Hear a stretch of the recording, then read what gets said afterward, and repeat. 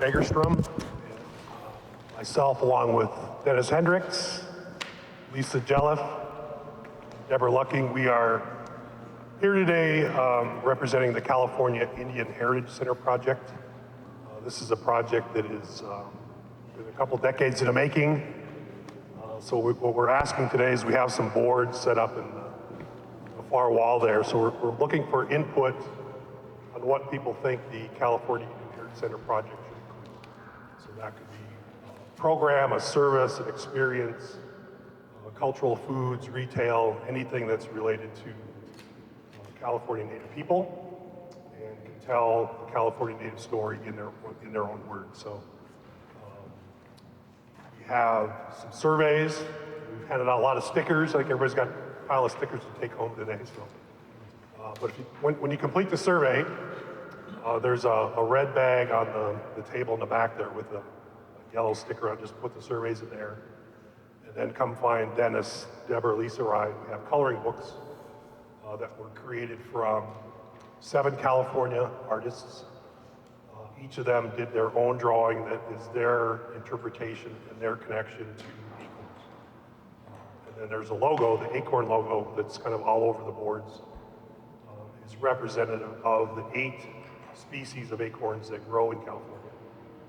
So it's their own shape, their own size, along with the respective leaf for that particular acorn.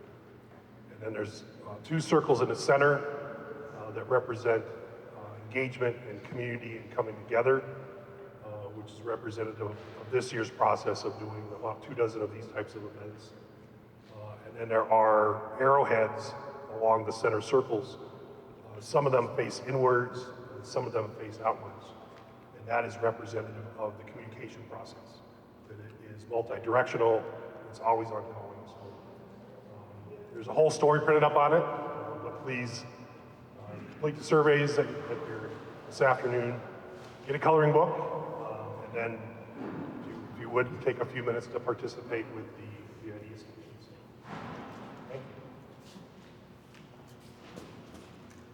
Thank you. A couple other notes while we're waiting is we have had, in partnership with Jason here, had an online research resources sheet created. This is on the table over there.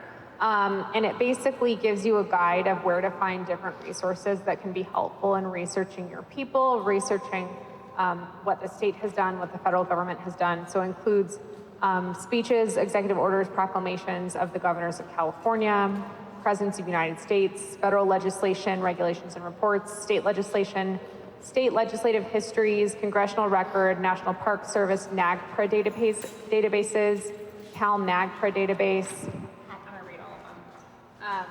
Smithsonian Institute Virtual Archives, John Peabody Harrington papers, Huntington Library Early California Population Project, and that's from the missions. And then there's some tips on accessing physical archives and special collections, just so that you know what you're getting into, particularly if you're sensitive to mold, dust, or mildew, and whether you need to make photocopies or the like. There's also some other, some special archives, the Online Archive of California, the California State Archives, California State Library, UC Berkeley Bancroft Library, National Archives American Indian Portal, and the Santa Barbara Mission Archives and Library. So these are kind of the most common spaces for folks who are researching in this space. And so wanted to make sure that you all had these available in case you're doing some of your own research on your people or your families. And again, today there are some archives from the boarding school that should be available. And I know some of you accessed those earlier today or attempted to access them earlier today, but just wanted to highlight that as well. And I'd like to welcome up Richard Sally from the Washoe tribe to do an opening blessing for us. Thank you. Thanks for everybody making up here.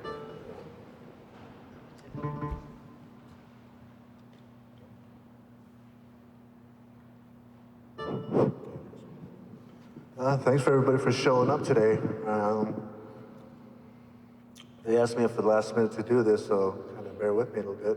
I'm happy to be here, and that we're getting some good rain today to cleanse ourselves, clean our earth and our bodies and our souls. So thank you, grandfathers, for bringing us here today, grandfathers.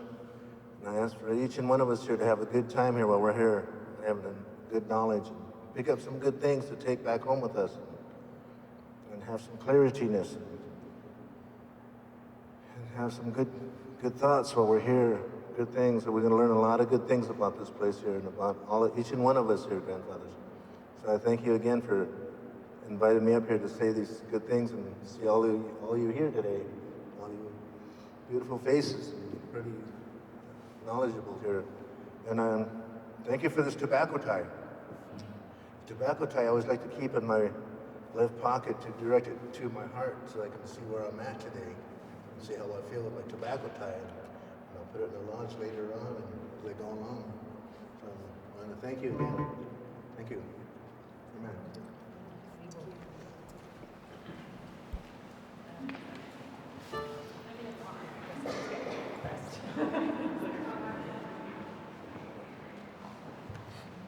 Okay. Well, we hope you all got enough to eat. And I'm going to go over some top line items, and then what we'll do, if I can unlock my technology. And then what we'll do is go around, do some introductions, and at that time you can kind of share whatever's on your heart and why you're here. You can also just introduce yourself and kind of wait until you're ready to say anything that you came prepared to say. So, good afternoon, everyone, and welcome to the second day of the May 2023 quarterly meeting of the California Truth and Healing Council. My name is Christina Snider. I'm Mihilikana and Makamo, and a member of the Dry Creek Rancheria Band of Pomo Indians. I also serve as Tribal Affairs Secretary for Governor Gavin Newsom. A huge thank you to all of the tribal people who came here to be here today. Some traveled pretty far, and also a huge thank you to the Nevada Indian Commission and Stewart Indian School and the Cultural Center for allowing us to be in this space and for all the work you've put into helping us gather here today. So we'll go through, and also, as always, huge thank you to the Governor's Office of Tribal Affairs staff. We'll go through a few housekeeping items, and then we'll have some introductions. So, what I'd like to do is go over first the agenda for today. So what we will do today is start with introductions of our partners, of other folks, and then we'll go around and you'll each introduce yourself, as I just mentioned. If you, again, have anything that you'd like to share at that time, please feel free to do so at that time. And then we will go into our panel, which will be on Stewart Indian School, Cultural Center, and Museum, with the goal of discussing the history of the Indian School and the establishment of the Cultural Center and Museum. And that will be with Serena Nez and Stacy Montooth from the Nevada Indian Commission. What we'd like to do in that space too, and I think what would be helpful for council members in that space, is to understand the choices that were made to create kind of this living space for people to come visit the Stewart Indian School, and also just kind of, where are we right now? What is available here? And kind of just some of the ideas about how to memorialize this kind of nuanced, complicated type of history of a place like this. We'll then, at 4, open up into general tribal testimony.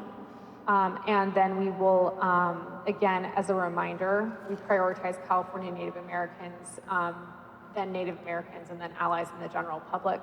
Again, I think in this space specifically, we would also like to prioritize people who have specific ties to the boarding school, as we know that, this has been open to anybody who came to the school. And then we will have a closing blessing and end by 6 p.m. If people are tired before then, we can end before then, but we'll just kind of see how people are feeling. So we are recording this meeting and we'll be posting it to the Office of Tribal Affairs YouTube channel when it's ready. So please let us know if you'd like to pause the recording or if you wouldn't like to be recorded at any point in today's session. We also have a documentarian here. Would you like to introduce yourself now or later when we do introductions? Now it's fine. I'm Jacob. I'm a filmmaker. I'm working with Christina and Loretta to try to get the story out of what's happening here so that people understand the importance of it. So if anybody has any questions or concerns about what might happen with the footage, just let me know afterwards. Our intent is to only show people who are comfortable speaking on camera. So thank you for letting us do that. Great, thank you, Jacob. For those interested in following the council, ongoing updates, including listening session recordings and listening session summary documents, are available at the California Truth and Healing Council updates blog at catruthandhealing.com. We also have signups for subcommittees that are open until June 1st and then rolling after that point. So if you'd like to get involved with the work of the council, please feel free to sign up there. Additional details, including meeting dates, agendas, and background information, are available at tribalaffairs.ca.gov/CTHC. And we did have one virtual meeting this week, and that was to go over the subcommittees. That recording will be posted in the next week or so, but there's also a presentation available for folks who want to just kind of learn as they go and learn on their own. But feel free to reach out with that to us with any questions. So I'd like to now remind everyone that in joining us here today, you agree to adhere to the council's principles for respectful engagement, which I'll summarize for you in a moment. A copy of the principles is on the table and looks like this. And you can also find a copy at tribalaffairs.ca.gov/CTHC. Refusal to adhere to the principles, which apply to all participants, including governing council members, staff, and community members, whether present or not, may result in your removal from today's convening. If you feel at any time that you need to step out or you feel that you may be in need of assistance, please find one of our team and we'll help you get some air. In order to create a space where participants feel welcome, respected, and able to speak comfortably, we'll uphold the following principles in all convenings of the council. We ask that all participants work toward sharing in their stewardship. If you're a participant in a meeting with the council, we ask that you engage in the work of the council and with each other in an open and respectful way. Engage in behaviors that will make others feel welcome. Take care of your emotional, mental, spiritual, and physical well-being, and seek support as you need it. Finally, I'd like to remind attendees that as we work through today's discussions, this process is necessarily open to all Californians, but we ask that those here as allies ensure that they please respect the space and voice of California Native participants, particularly elders in this process. For those members of the press in attendance, we ask that you engage with the process with deference to the Native experience and that you commit to obtaining consent and final review from the Native peoples that you hear from today. We don't want this to be an extractive process, and we hope that you'll assist us in creating a safe space that is open, transparent, and welcome to all. So I'd first like to have any governing council members introduce themselves, and then I'd like to have any elected officials, I don't think I saw any elected officials, but any elected officials who are here today as well. And then I'd like to also have Loretta and Stephanie Mushrush introduce themselves, and then we'll kind of open it up to anybody else.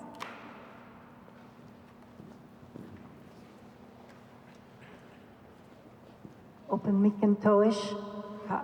Greetings, everyone. Ka'awe Joan Harper. I am Pomo and Coast Miwok. I'm a tribal citizen of the Federated Indians of Brayton Rancheria. Our ancestral territory is Marin County and Southern Sonoma County. And I'm very interested to be here and hear all that you would like to share about the history of this place, the people who live or have lived here and in the surrounding areas and from throughout California. On that note, I'll say Kamolish, I'm honored to be here. Thank you. Do we have any elected tribal officials here today?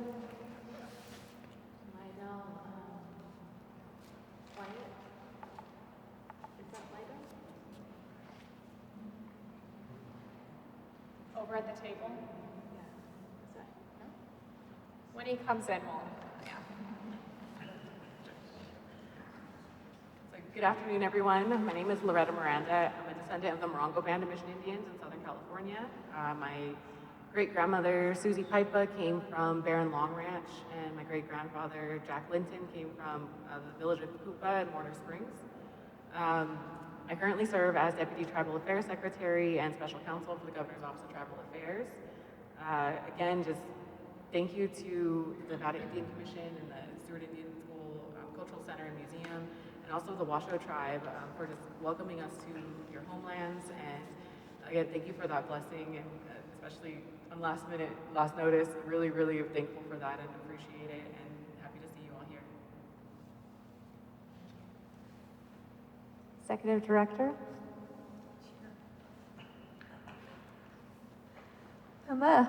I'm Stacy Montooth. I am a citizen of the Walker River Paiute Nation in Schurz, Nevada, and I'm the Executive Director of the Nevada Indian Commission. Welcome to all of you. I want to start by saying that we're honored to be on the ancestral lands of the Washoe Nation. I have the privilege to work, play on their ancestral territory, and for this Northern Paiute, my whole family were eternally grateful. The Nevada Indian Commission was created about 60 years ago by the state to improve the quality of life for the 28 federally recognized tribes in what is now Nevada. And there's about 62,000 self-identified Native Americans who choose to make Nevada their home. Sometimes we call them urban Indians. So we have a staff that's powered by 5. We have a lot of work to do, but it's partnerships like we're engaging with today that make our work so meaningful. I'm here really to learn. I want to learn from you all. Pisha.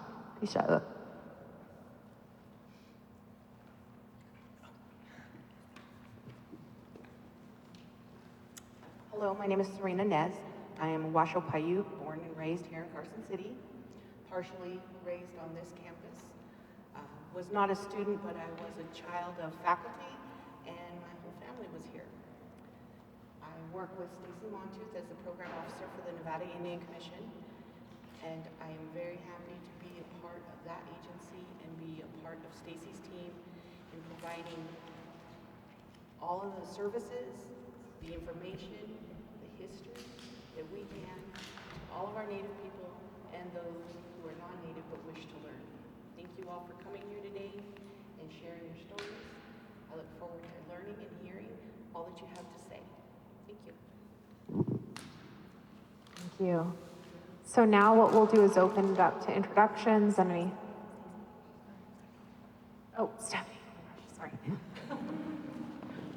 She kept whispering to Stacey. Maybe do the grounding, yeah. Yeah, we'd love that. Hangamahaji? Oh, that's strange. Hangamahaji, Stephanie de Gomdeat Kalai, de Goit Washu, Hangalal Te Shilu, Idat Dilat Filipina, de Goit Randall Mashresh, de Gomdeat Kai, Dilat Josephine Mashresh, de Gomdeat Kai, Di Amat Shirley Sally, Di Baba Loban Fred. Hello, how are you all? Still practicing like the different ways to introduce. I know there's different ways that people are taught, and I've had a couple of teachers, but my name is Stephanie Mashresh. I am a tribal citizen of the Washoe Tribe of Nevada and California. I'm also Filipina on my mother's side, and I'm honored to be here. I was asked to share some information. I do work in the Native community in Greater Los Angeles, which is Tongva territory, as a licensed clinical social worker, AKA I'm a mental health therapist. And I also was honored to work for the Washoe Tribal Healing Center previously. So I just wanted to share some little tips that could be helpful for us all, including myself. So just thinking of a visual, I know that The medicine wheel is often used throughout Native country and throughout different cultures. And so I invite you to kind of visualize that circle and thinking about balance. So we think about emotions, our emotional self, mental, physical, and spiritual. And so if we think of using that as a tool, today there might be topics that could be difficult to think about. You might have physical sensations that come up. So we can visualize that wheel. I had actually made a visual for our meeting yesterday where I was able to put our Washoe words for the seasons and our Washoe words for the directions on there. So using that as a visual, you can ask yourself, what emotions am I having in this moment? What are my thoughts in this moment? Do I feel this anywhere in my body or physically? And what do I feel in my spirit? And so that you can use kind of like as a general check-in tool if there's any big emotions that arise. So just in those moments, just take a deep breath. There's different options after you do that little check-in. You can notice it, acknowledge and validate that some of these things that we talk about, especially just being in this setting, can be difficult. Acknowledging your own family's history or what knowledge you might have or might not have about your family and all of the things that have happened here in our Washoe homelands. So I invite you to think of that, keep that in mind if something comes up. You can also use your 5 senses as a way to help ground. So using your sense of like 5 things, there's a little tool and I had a visual, like things that you can see, things that you can hear, touch, taste, smell. So those things could be helpful at times if anything becomes overwhelming at times. It could even be just touching the texture of your sweater or just, as I mentioned before, taking a deep breath.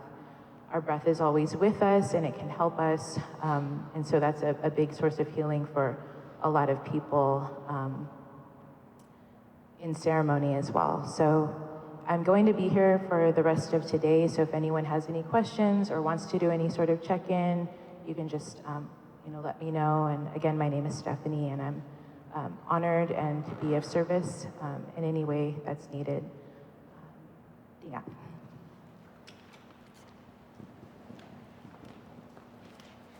Thank you. So,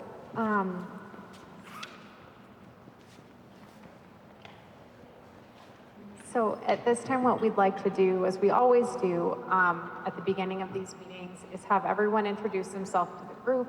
If you have anything you'd like to share at this time, please feel free to share. If you attended yesterday and you've been thinking about things and you have something you'd like to talk about that is from yesterday, please feel free to bring that up now. If you did the tour or you went to the archives and you have anything that you're processing, please feel free to share that with the group at this time. Or you can kind of just, introduce yourself, anything else that you'd like us to know, and we'll go from there. And one more thing. And at the sign-in table, we have comment cards. So if there's something that you don't want to verbalize, if you have some thoughts that you want to write down that you want to share with the council, we do have some papers over there that we will add to the record. So just want to make sure that that's known and available as a resource.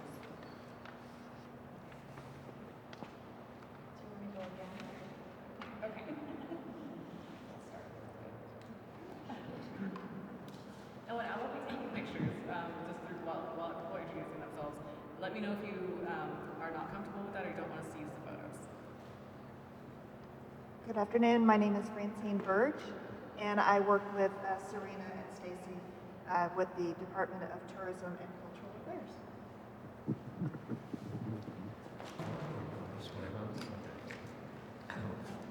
Hello, everyone. Nice seeing a lot of you again. My name is Jason McCannell. I work at California State Parks in the Director's Office as Research and Development Program Consultant. I am serving or helping with the Truth and Healing process with the Office of Tribal Affairs in the Governor's Office. I also serve on the Advisory Committee on Reconciliation and Place Names at the Department of the Interior, So if you have place name issues that you want to talk about, you can find me. Other than that, I'm just very happy to be here with an open heart. Not really happy about these fluorescent lights, but you work with what you got.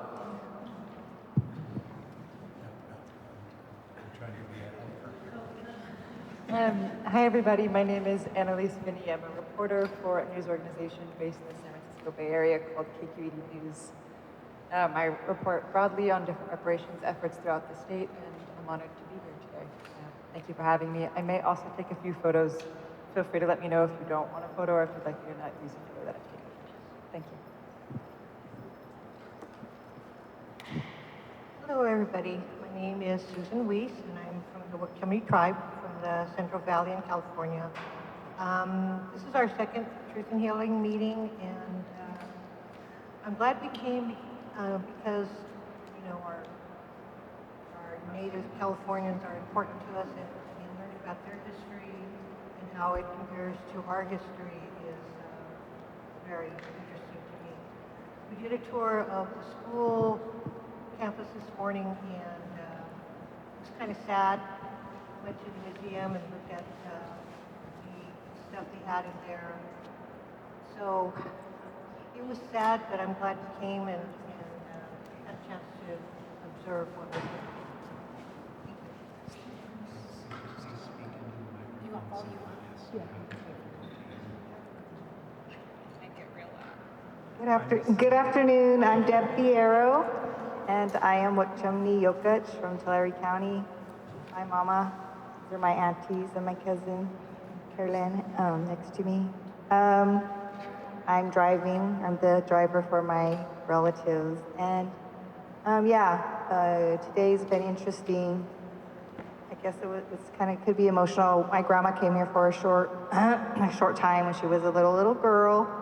So although, you know, in the recent years, I guess it was a good school from what we've seen, but, you know, our emotions are tied to when just thinking about my grandma when she was a little girl. So that experience. But anyways, knowledge is good. So thanks for having us. My name's Carolyn Tapaleros from Wachumni. Again, thankful for being here. I'm here with my aunties. Thank you. Hello, I'm Lucinda Tapleros. I'm Wachumni elder. My grandma was Yalamni. My dad was from the Philippine Islands, island of Panay. And I'm so thankful to be here. I'm so grateful that we had this opportunity to visit the school that my mom attended. Also learning about all the things that we were not aware of, but hearing the other issues from the other tribes is very important, that we all can collaborate with each other and work through a lot of these issues that, you know, are holding us back. So we no longer need to be held back. So let's just move forward. Hoyoshnam Darlene Franco, not the Enyana Wachumni, not the Dia Wachumni Tribal Council, Yodia Wachumni Tribe Nonprofit. My name is Darlene, and I'm from the Wachumni people. We live in Visalia, which is in the San Joaquin Valley, and I am the current tribal chairperson for the Wachumni tribe, and also the executive director for the nonprofit that we have. And I'm very thankful to be here, very thankful to tour this site. I'd never been here before, and I know my mom came here for a short while before she was taken to Riverside. So it's been kind of an emotional morning, just listening to the stories as we did the tour and heard the stories of the other students, and then just wondering in my mind what my mom was thinking when she came here, what she experienced, and you know, it's just always so emotional and so touching. But we are here to learn and hear the stories of the other California tribes and Nevada. But we're here to hear the stories of the tribes and seeing similarities or differences, and then how we can help our communities. And we we're not federally recognized, so we don't have a land base, we don't have, government assistance. So we just, we continue to practice our culture the way our grandparents and our parents taught us, and we continue to teach our children. During the COVID is when we decided that we needed to form a nonprofit to start getting grants and funding to do some of the programs that we do, because up to that time we just, everybody did potluck, or we just donated out of our pockets, or, helped each other out. But we've been able to develop a program, and one of the programs is our research, which is, we're coming here, this is part of our research, but then also going to some archives and pulling information of the history that has been documented from our area, along with our oral stories that we have, been passed down to us.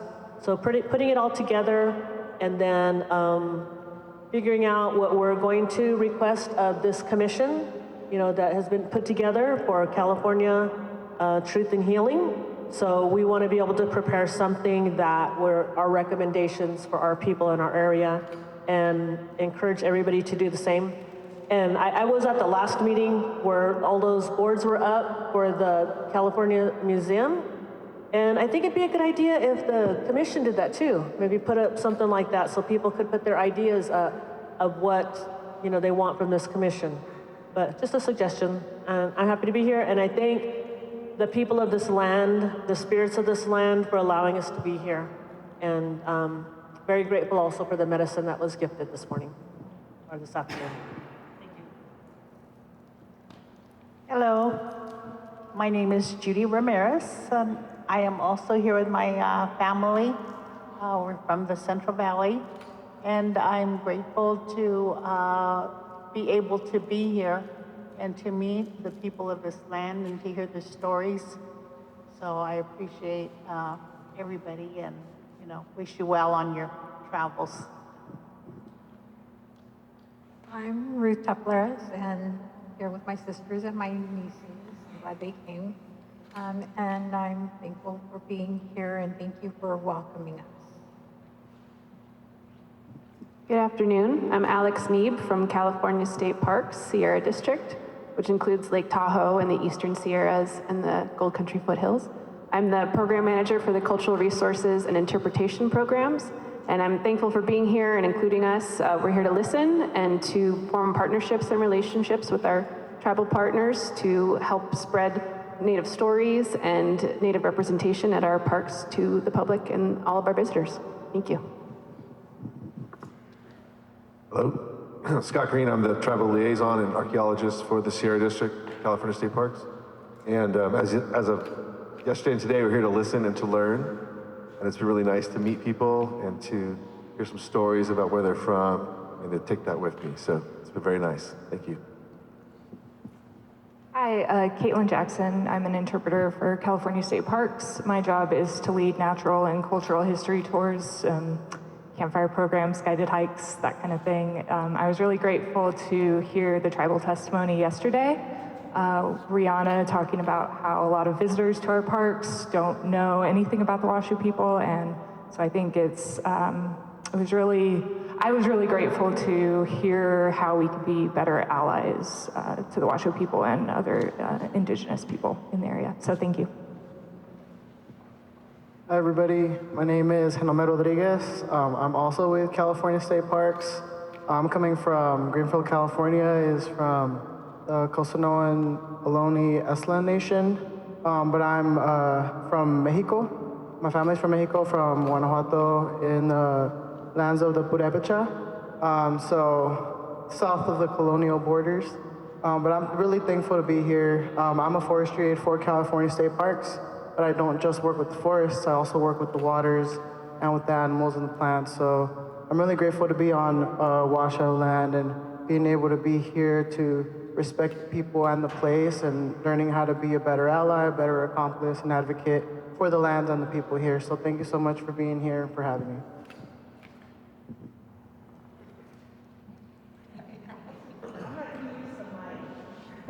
Can you hear me? The echo in here is so loud, and I apologize, I didn't catch anyone's name. because of the echo. But Nani Melanie Smoky. I come from Reese River, which is the smallest reservation, Yamba, here in Nevada. The last hour in is still dirt road. So I had a lot of family members that attended Stewart, and I'm born for the Washoe people, Hungalauti Ida Paualuadet.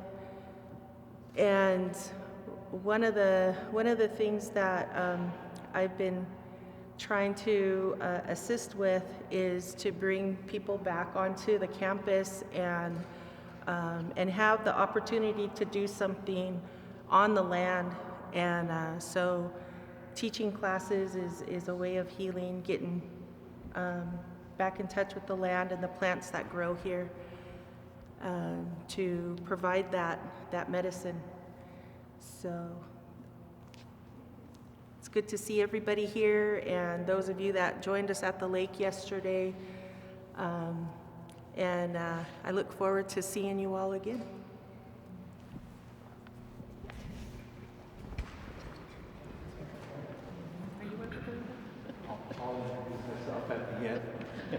Good afternoon. I'm Lisa Jelliff, and I am one of the team members here from the California Indian Heritage Center. And just want to say it's a wonderful journey that we are on, getting to travel around the state and hear the different stories that are meaningful and important to help influence the future facilities. So thank you for having us, and please continue to share anything that you think is important for us to record and note for the future center.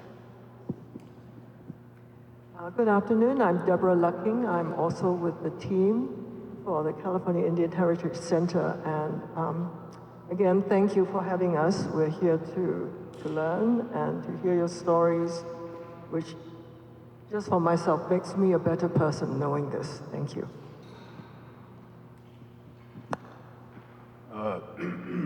Good afternoon, relatives. My name is George Funmaker.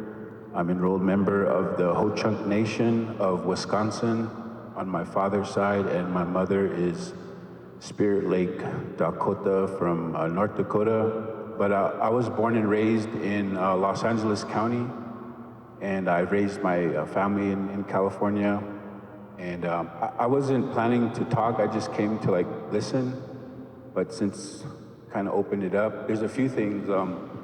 I'm currently employed with the state of California Department of Corrections and Rehabilitation as a Native American spiritual leader for the Native American inmates.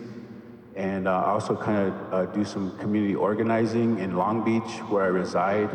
And it's good to know that there's a lot of park people here, because we currently have a campaign, a coalition to change the name of Lincoln Park, which is in Long Beach. It's the oldest park in the city of Long Beach.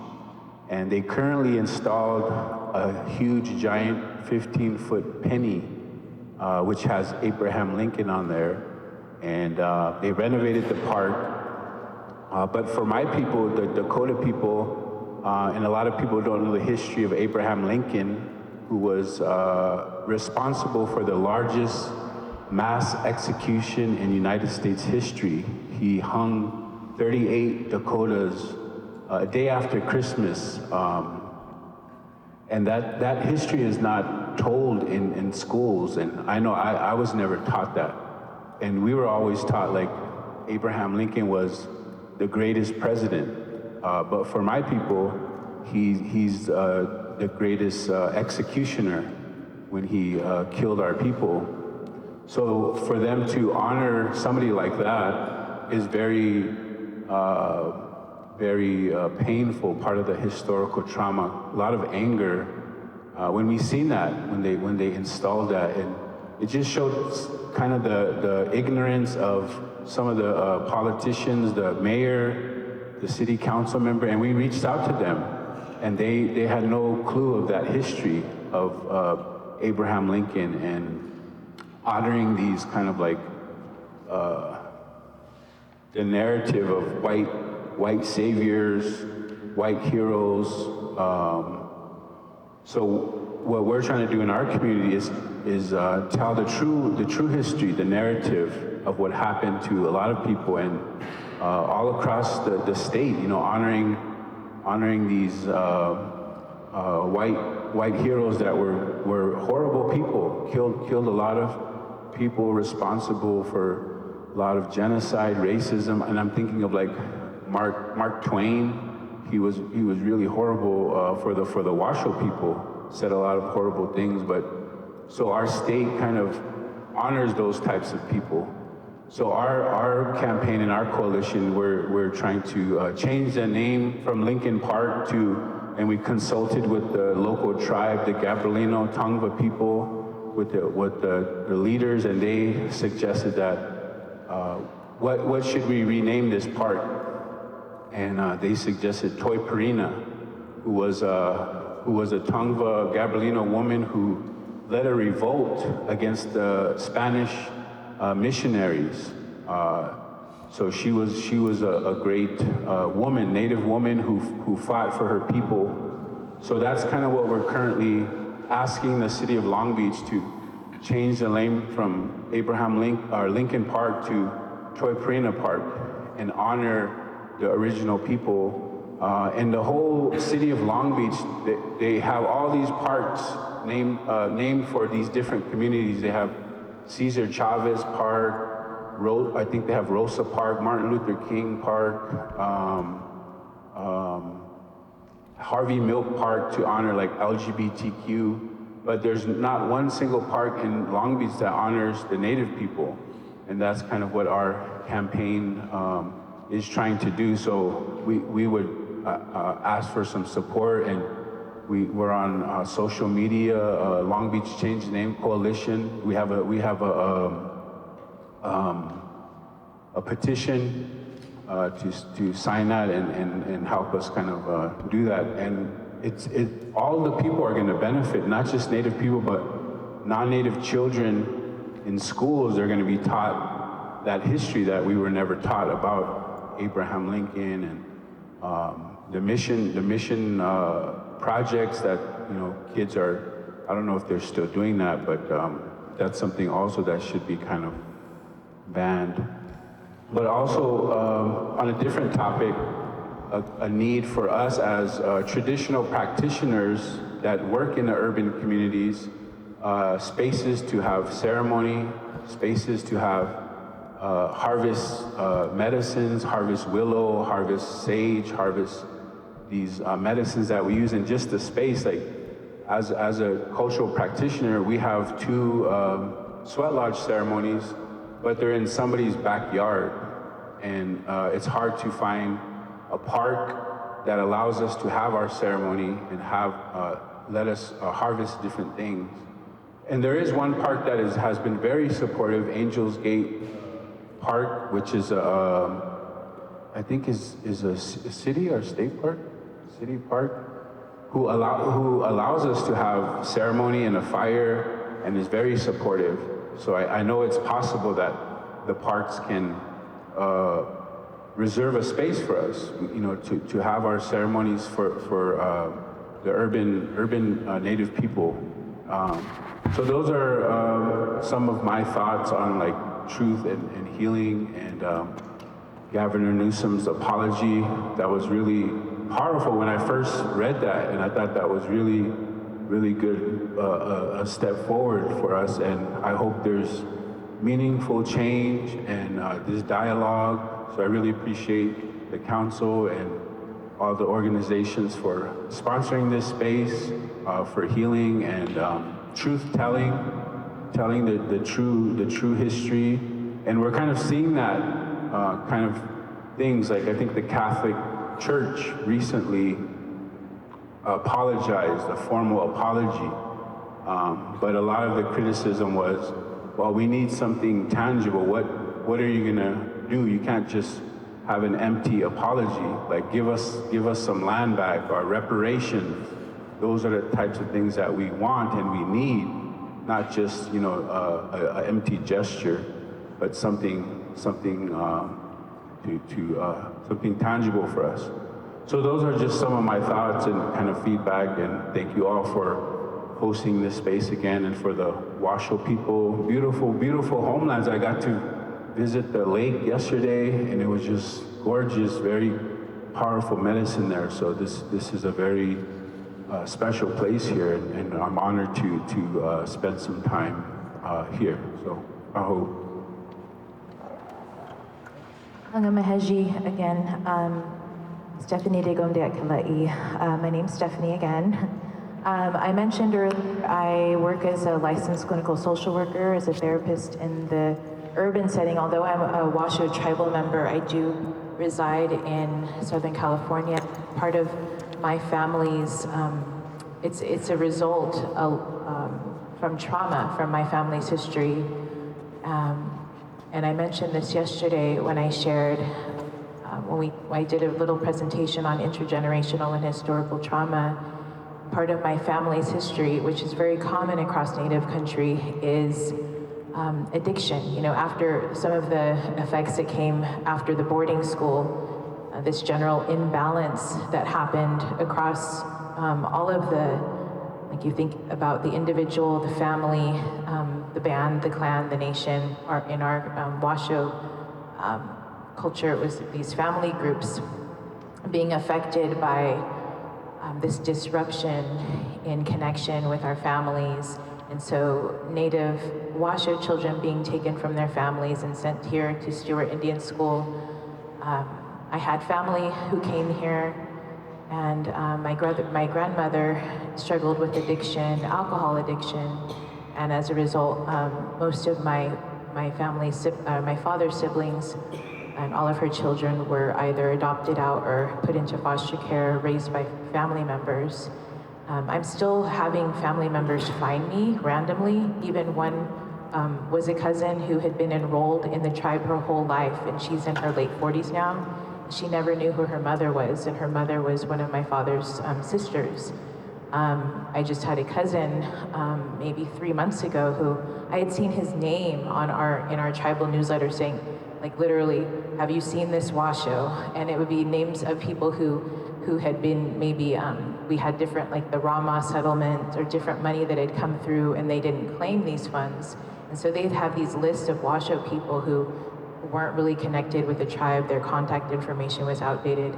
So I thought he was my uncle, but he's actually my first cousin. I saw his name for years. I'm like, where is this person? Where, you know, I was trying to look for them. And I finally found him. And he didn't know that he was a tribal member his whole life. And he just sent me a picture of his first tribal ID. And he's in his mid-40s. You know, so these are things that still affect Washoe people today. And those cousins are living, the one I just mentioned who just got his tribal ID, he lives in Oakland. You know, because my grandmother, after leaving Gardnerville, Dresslerville, she went to the Bay. I know there's a lot of stories about relocation and a lot of stories, you know, related to trauma, people leaving the land. I think if we look at the actual population of Washoe people, there's, you know, we have the different, our little communities around here, Stewart, Carson, Dresslerville, Woodfords, but we have a larger number of Washoe tribal membership who live off reservation. And there's a lot of different stories why those things happen. But that's just to share a little bit about me. So because of that, I was born and raised in Southern California. Luckily, my family, my father always was connected to his family. His siblings and him visited when they were children. He visited his tribal homelands and who his family was. So we're very blessed in that way. But my work in Southern California has really intertwined with my own finding and, you know, reconnecting with my own tribal identity. I worked at Sherman Indian High School as a dorm staff for about a decade. And there I was inspired by the students there to become a Native therapist that they all were asking for because they didn't trust the one white therapist who was there in the IHS clinic. So I've been doing that work since I graduated. This June will be a decade since I got my master's in social welfare from UCLA. and I've been working as a Native therapist in the Native community, and it's been a big blessing. And I also do a lot of activism, so I just wanted to mention the Sundown Siren in Minden. We talked about it yesterday. It's something that I was honored to provide testimony on for Senate Bill 391. I just saw an article recently that passed the Senate. It still needs to pass the Assembly, and the governor has to sign it, but this is a siren that still rings to this day. And there were 2 different city ordinances telling Washoe people that they needed to get out of town by 6 p.m. or they'd be arrested. There was a lot of other trauma connected with that and the townspeople. So that's a big piece of what I know is still happening every day, a reminder every day of the history here that continues, this trauma. I also am on the Change the Name Coalition in Long Beach regarding the park that George shared about. And I'm also part of the Many Winters Gathering of Elders. So I think another part of what's hard is having this disconnection and not having access to traditional knowledge and teachings. So that's something that in the community there, we bring Native elders from across Native country to share teachings with the community. And it was a really big blessing to have my uncle come out, and Melanie Smokey and other elders from this area and across Native country come and share those teachings. And yeah, the truth telling is a big part of the healing. Dr. Maria Yellowhorse Braveheart, she has 4 major components for intervening with trauma, and the first step is acknowledging what's happened, so this is really the beginning is this truth and healing, talking about what really happened, saying these things out loud, gathering in community, and hearing one another in that healing process. So that's all I have. Thank you. Hello, my name is Richard Sally, and I am Miwok, Paiute, and Washoe. I'm a descendant from Yosemite. My grandparents are the Lundys from Yosemite. And when I first got back to Bridgeport, back when I was a young man, my grandparents told me that I was a digger. And I didn't know what that was until later on. And then come to find out I'm part of the Miwok tribe from Yosemite, then from Mono Lake, and all those places there. And so I've been searching lately, and I've been wanting to know more about my family's history in Yosemite. And I know about the family here in Nevada, but not the ones in Yosemite or places like that. That's where I'd like to go find out more about my family. I know that my family had a rough time with the government a long time ago, and they were all chased out of Yosemite in different areas. They all went to Mono Lake, and they were divided up in Mono Lake. And so they decided not to call us diggers anymore. They decided to call us Miwoks because of the government. And they were giving us all kinds of bad names when they were calling us diggers. So that's where I think we came Miwoks. And so I'd like to find out more history about that once I get back over there. Got into my part of the family's ceremony. There was the bear ceremony. Got to do it every year now. That I've learned to do that now. And so when I go over there for the bear ceremony, I ask questions about where the family was born. Where was my grandpa was born? Where about my grandma? And all the people like that over there in Yosemite. And I've learned about the acorn, and I've learned about how to grind acorn. I learned how to grind pine nuts. I learned how to do just a bunch of different foods that we learned to eat, and it was really interesting. You get me to eat it nowadays? I'd rather have hamburgers and steaks instead of what we call a piaga from Mono Lake. The piaga, no, it's from Levining, that's right, Levining. And Gozabi is from Mono Lake. And I had to learn to eat all that stuff because it was our delicacy. And that's how we stayed healthy all the time, because we had all these herbs to eat. And but you give me to eat that now? Nah. Act like a little kid and go, no, I don't think so, not today. Because I enjoyed it when I was a young man, but not today. I don't think so. Yeah, That's what I wanted to know is about, kind of dig around there and find out where my family's from. How did they did their ceremony before the bear ceremony really got excited and, got put on then, because I know then you were chosen to go to these ceremonies. You weren't just to go there and say, okay, I want to get healed. At that time, I think you were chosen to say, you guys got to come over here and get healed. There was guys from there that came over to Bridgeport and Colville to learn about a little bit more about the bear ceremonies and the bears and the songs and the language. And so that's where we all learned all these languages about following the bear and stuff and how they did their food and stuff. So I just wanted to learn more about that. Thank you. Thanks for everybody showing up. Good afternoon. My name is Deborah Montgomery. I also grew up in Bridgeport. I am a descendant of the Chickasaw Nation on my mother's side and Irish and English on my white side. It's very interesting growing up and having so much of your heritage taken from you. My father just died recently, and it almost gave me the freedom to explore who I am from my mother's side.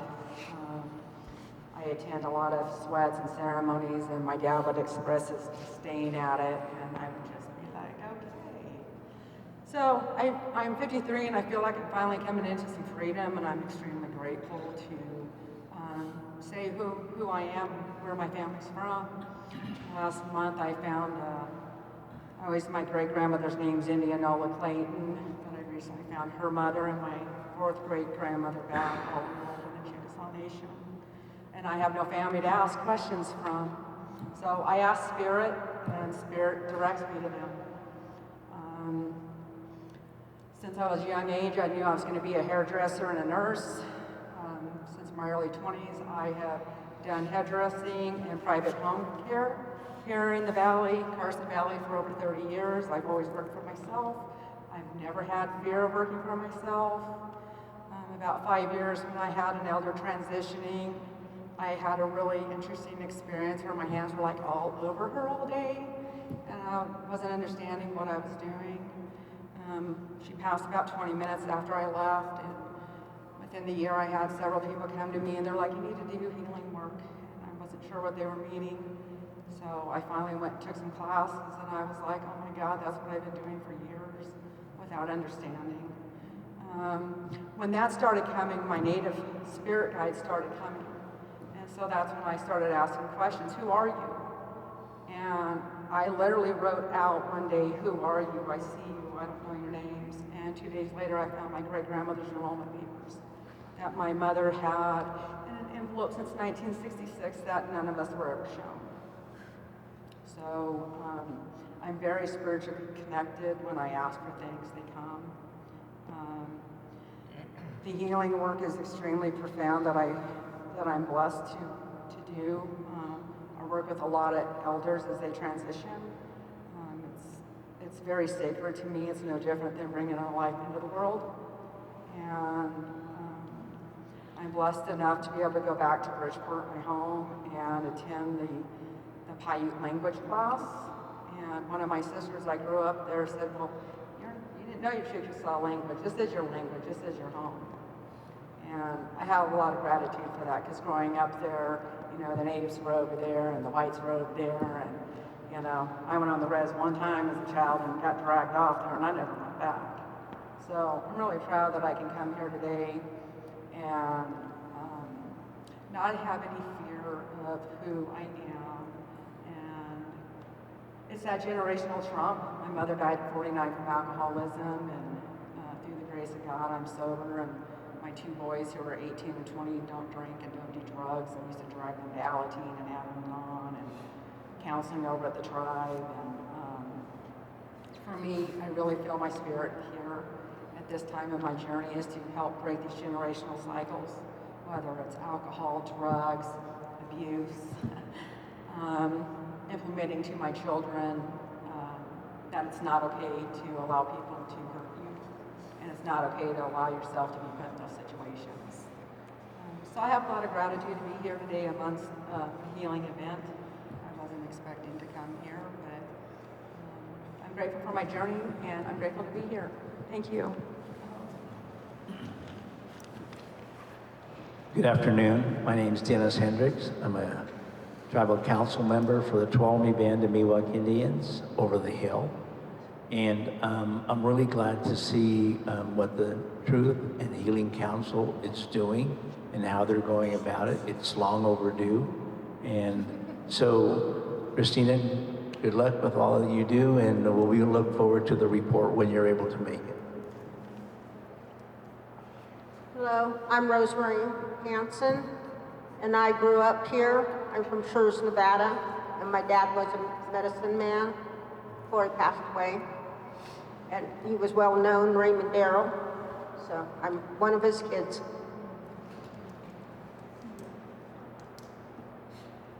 And this is Shelley. She's the pastor of the church here on the Stewart community.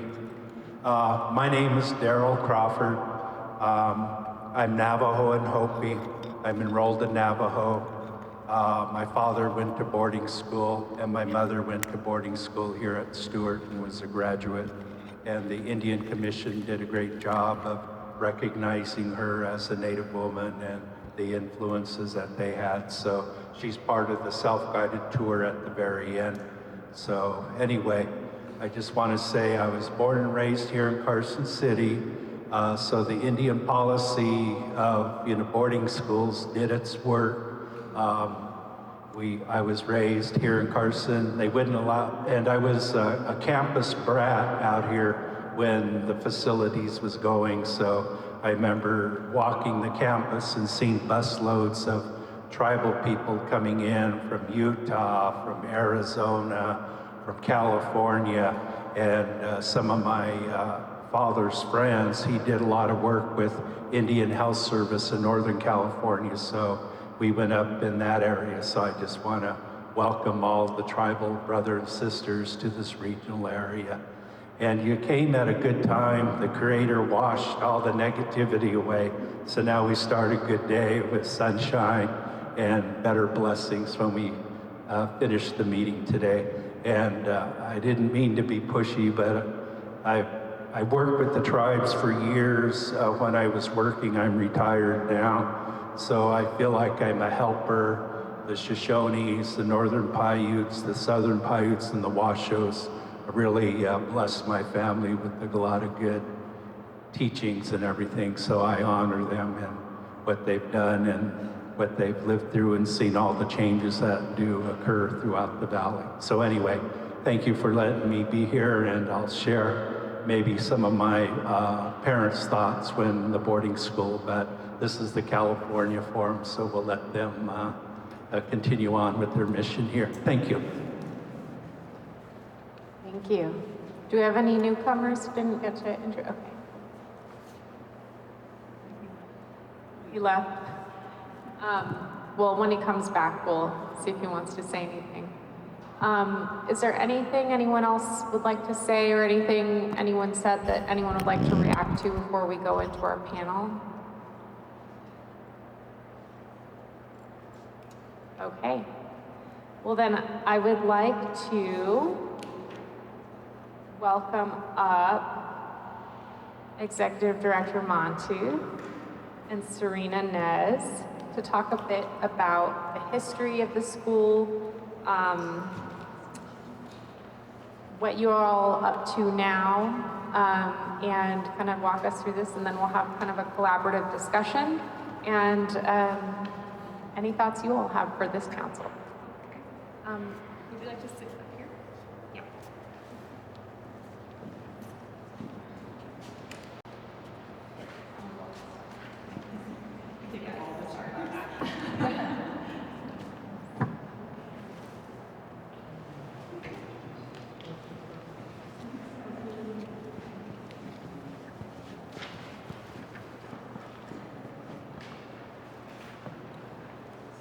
Good afternoon again, and I'm Stacy, and I hope you all will call me Stacy. I couldn't agree more. We've had a really, really unique winter. it snowed. I know that you folks in Tahoe saw snow. It snowed at my house, which is just a block that way. That's the 7th straight month we've had snow in this area. I guess all over the planet, the weather's changing, but I agree, Mr. Darrell, it just helps cleanse everything. So, again, I want to express my appreciation to the director, to Loretta, to your whole staff. I mentioned before that our charge is to improve the quality of life for our Native people. If you got 5 of us in a room and said, what do you think that means? We would get 5 different answers. This activity today is so appropriate. So thank you for thinking of us. Please know everyone is always welcome here. The organizers asked us to talk a little bit about the establishment of what we call our cultural center and museum.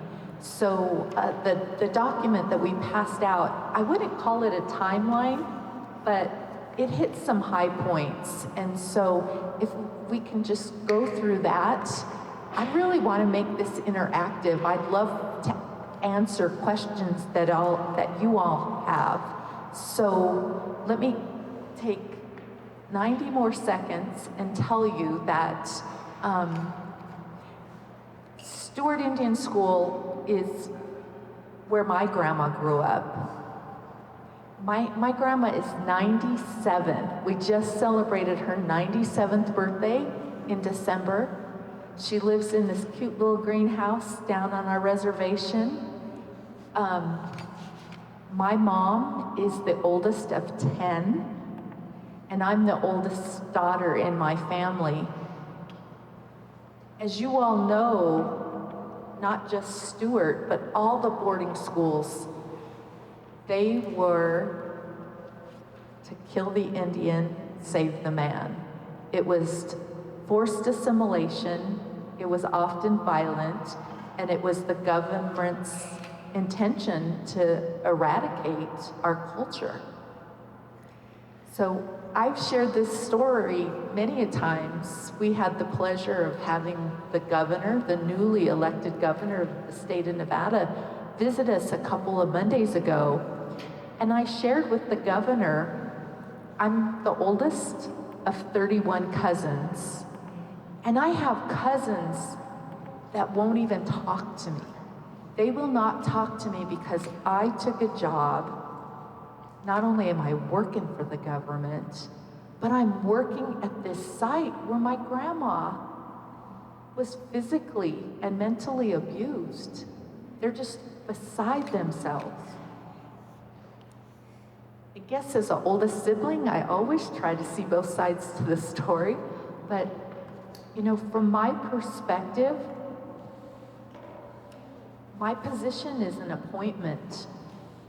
So the highest elected official in the state of Nevada appointed me to improve the quality of life for our relatives, for our Native people.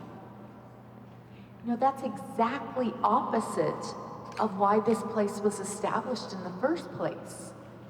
So for me, I truly believe I'm exactly where I'm supposed to be.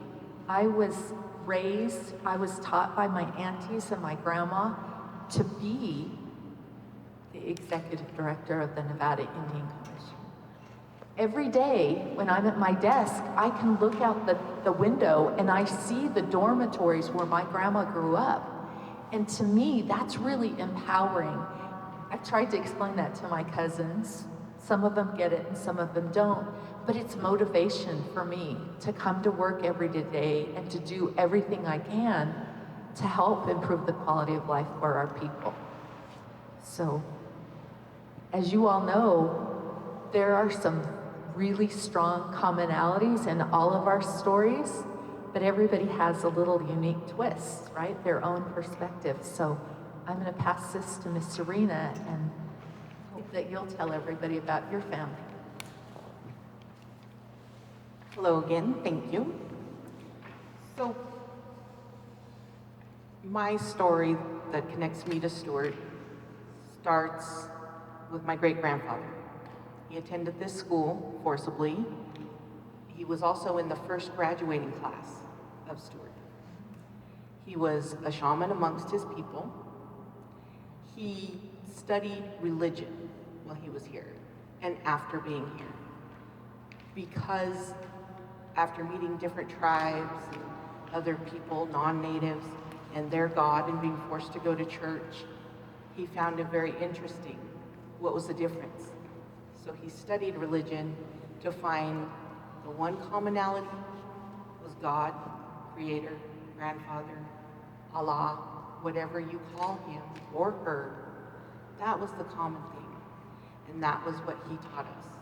You did not need to go to a church or to a specific building. Your church was where your heart was. And for a lot of us in the Washoe tribe, that church is Lake Tahoe. That's my favorite place on the planet besides here. I love Tahoe. It's gorgeous. My great-grandfather never talked about attending school here. He didn't really talk much at all, but he was my best friend when I was 4 years old. And we had conversations that had no words. We just hung out together all day long, playing. And since coming here and working with Stacy and having the Cultural Center right there at my fingertips, I've found his name in their archives. I've read about him. I've learned more about him. And also my family. In our office, there is a portrait of my great-grandfather on our mantle. That portrait was done by my sister, who attended this school as well. She did that portrait for my dad for Father's Day. And it is a portrait of my great-grandfather when he was the Grand Marshal of the Nevada Day Parade in the early 70s. The first Native American to be the Grand Marshal of the parade.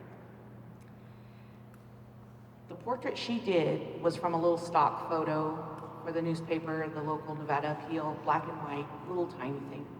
The portrait is large, and the color and the detail in his face, in his fleece coat, in his fur hat are amazing. And she did all that from memory, because my grandpa had been dead years by the time she'd done this portrait for my dad. And when I told her I wanted to bring it to my office and hang it here because I was so proud of him, I asked her to come do an interview with me about the artist. And I learned at this time, and at that time I was 52 years old. So I've gone all these years, and I'm finally sitting down with my sister and talking, and she shared things with me that she had never talked about before. And I found out she came to school here because their family home had burned down and her siblings had been displaced.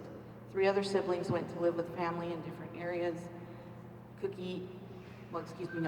Her and her younger sister came here. The baby of the family and the brother went to live with family. My Cookie's sister came here. She didn't like it. She was 15 years old, and the fall after she arrived here, she ran away because she had family obligations with her grandma. She had the obligation to help her grandma harvest pine nuts. It was that time of year. It was time for her to go. She didn't think anyone would be helping her grandma, so she ran away. She was caught. She was returned. She was punished. She was punished again for wanting to leave. And she shared all this with me after being my sister for years. I had no idea this happened to her. Her younger sister, who's my sister also, Emily, she attended school here shortly after Cookie and will not step foot on this campus. She won't come here. She won't talk about it. I've showed her pictures of her from when she was a majorette. She doesn't care. She doesn't want anything to do with the campus. That I didn't learn until a few years ago, being out here working. As for myself, how Cookie became my sister was I had aunties that worked as matrons out here in the girls' dorm. and uncles that worked as custodians in this gym, the boys' dorms. And my mom was looking for a babysitter. My auntie said, hey, we know this girl. Introduced them. Cookie became the babysitter for my mom's first 3 children. Then her Cookie's siblings, Emily, Connie, and Frankie, they all came along later and were absorbed into our family. So when I was born, I had 7 brothers and sisters. And I never knew any different that they were not my brothers and sisters. I knew they had other family, but I assumed they were my family because they were their family. And that's just how we grew up. And my mom and dad raised us being out here all the time. And I would run from one auntie's house to another house, cousins everywhere. I remember students from here who couldn't get home on the breaks, like spring break, Christmas break. Either their family couldn't afford to get them home, or they didn't have a home to go back to. So faculty, like my aunties and my uncles, would take these students in for those breaks. We'd have kids sleeping on the floors, on the couches, wherever, and they became part of our family as well. And then, as I got older, I had more cousins that attended school here, and this place became a safe haven for me. I could run all over. And like any other neighborhood, when the lights came on, you went to a house, whether it was your auntie's house, your uncle's house, or in the car to go home, you were in a safe place. My brothers actually boxed here in this arena. My uncle coached them. My uncle coached boxing for years, and he had Olympic trial athletes come out of here for boxing. And they traveled to attempt to be on the team, didn't make it, but that was their success still. They made it that far. How many athletes make it that far? So in my family,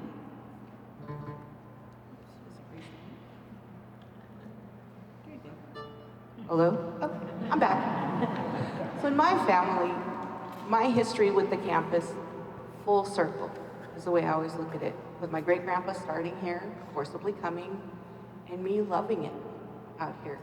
And then having the opportunity to work with Stacy for the Nevada Indian Commission was, as I've told her, my dream job. I love being out here.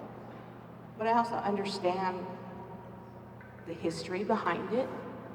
I understand the pain, the trauma, and coming here and learning from the elders and the Cultural Center, I understand parts of me better now as to why parents have sort of a lack of parenting skills.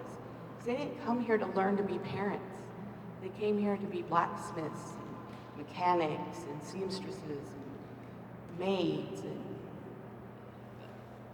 blacksmiths, stonemasonries, and they lost that connection with their family, their parents. So there was no motherly time, there was no cuddles, there was no story time. It was very militant. But as it evolved, students were happy to be here. Students came here to celebrate their cultures. When I was little hanging out here, they would have a multicultural event. To me, what I thought was multicultural at the time was a celebration of different tribes. All the students would wear their own regalia, do their own dances, sing their own songs, do parades and floats that showed where they came from. I didn't know till I started going to public school that that was not multicultural. That was a culture, and there were other cultures out there.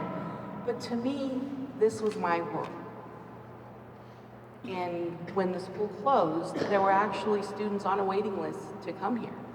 That's how much this place had evolved. and to be honest, is still evolving.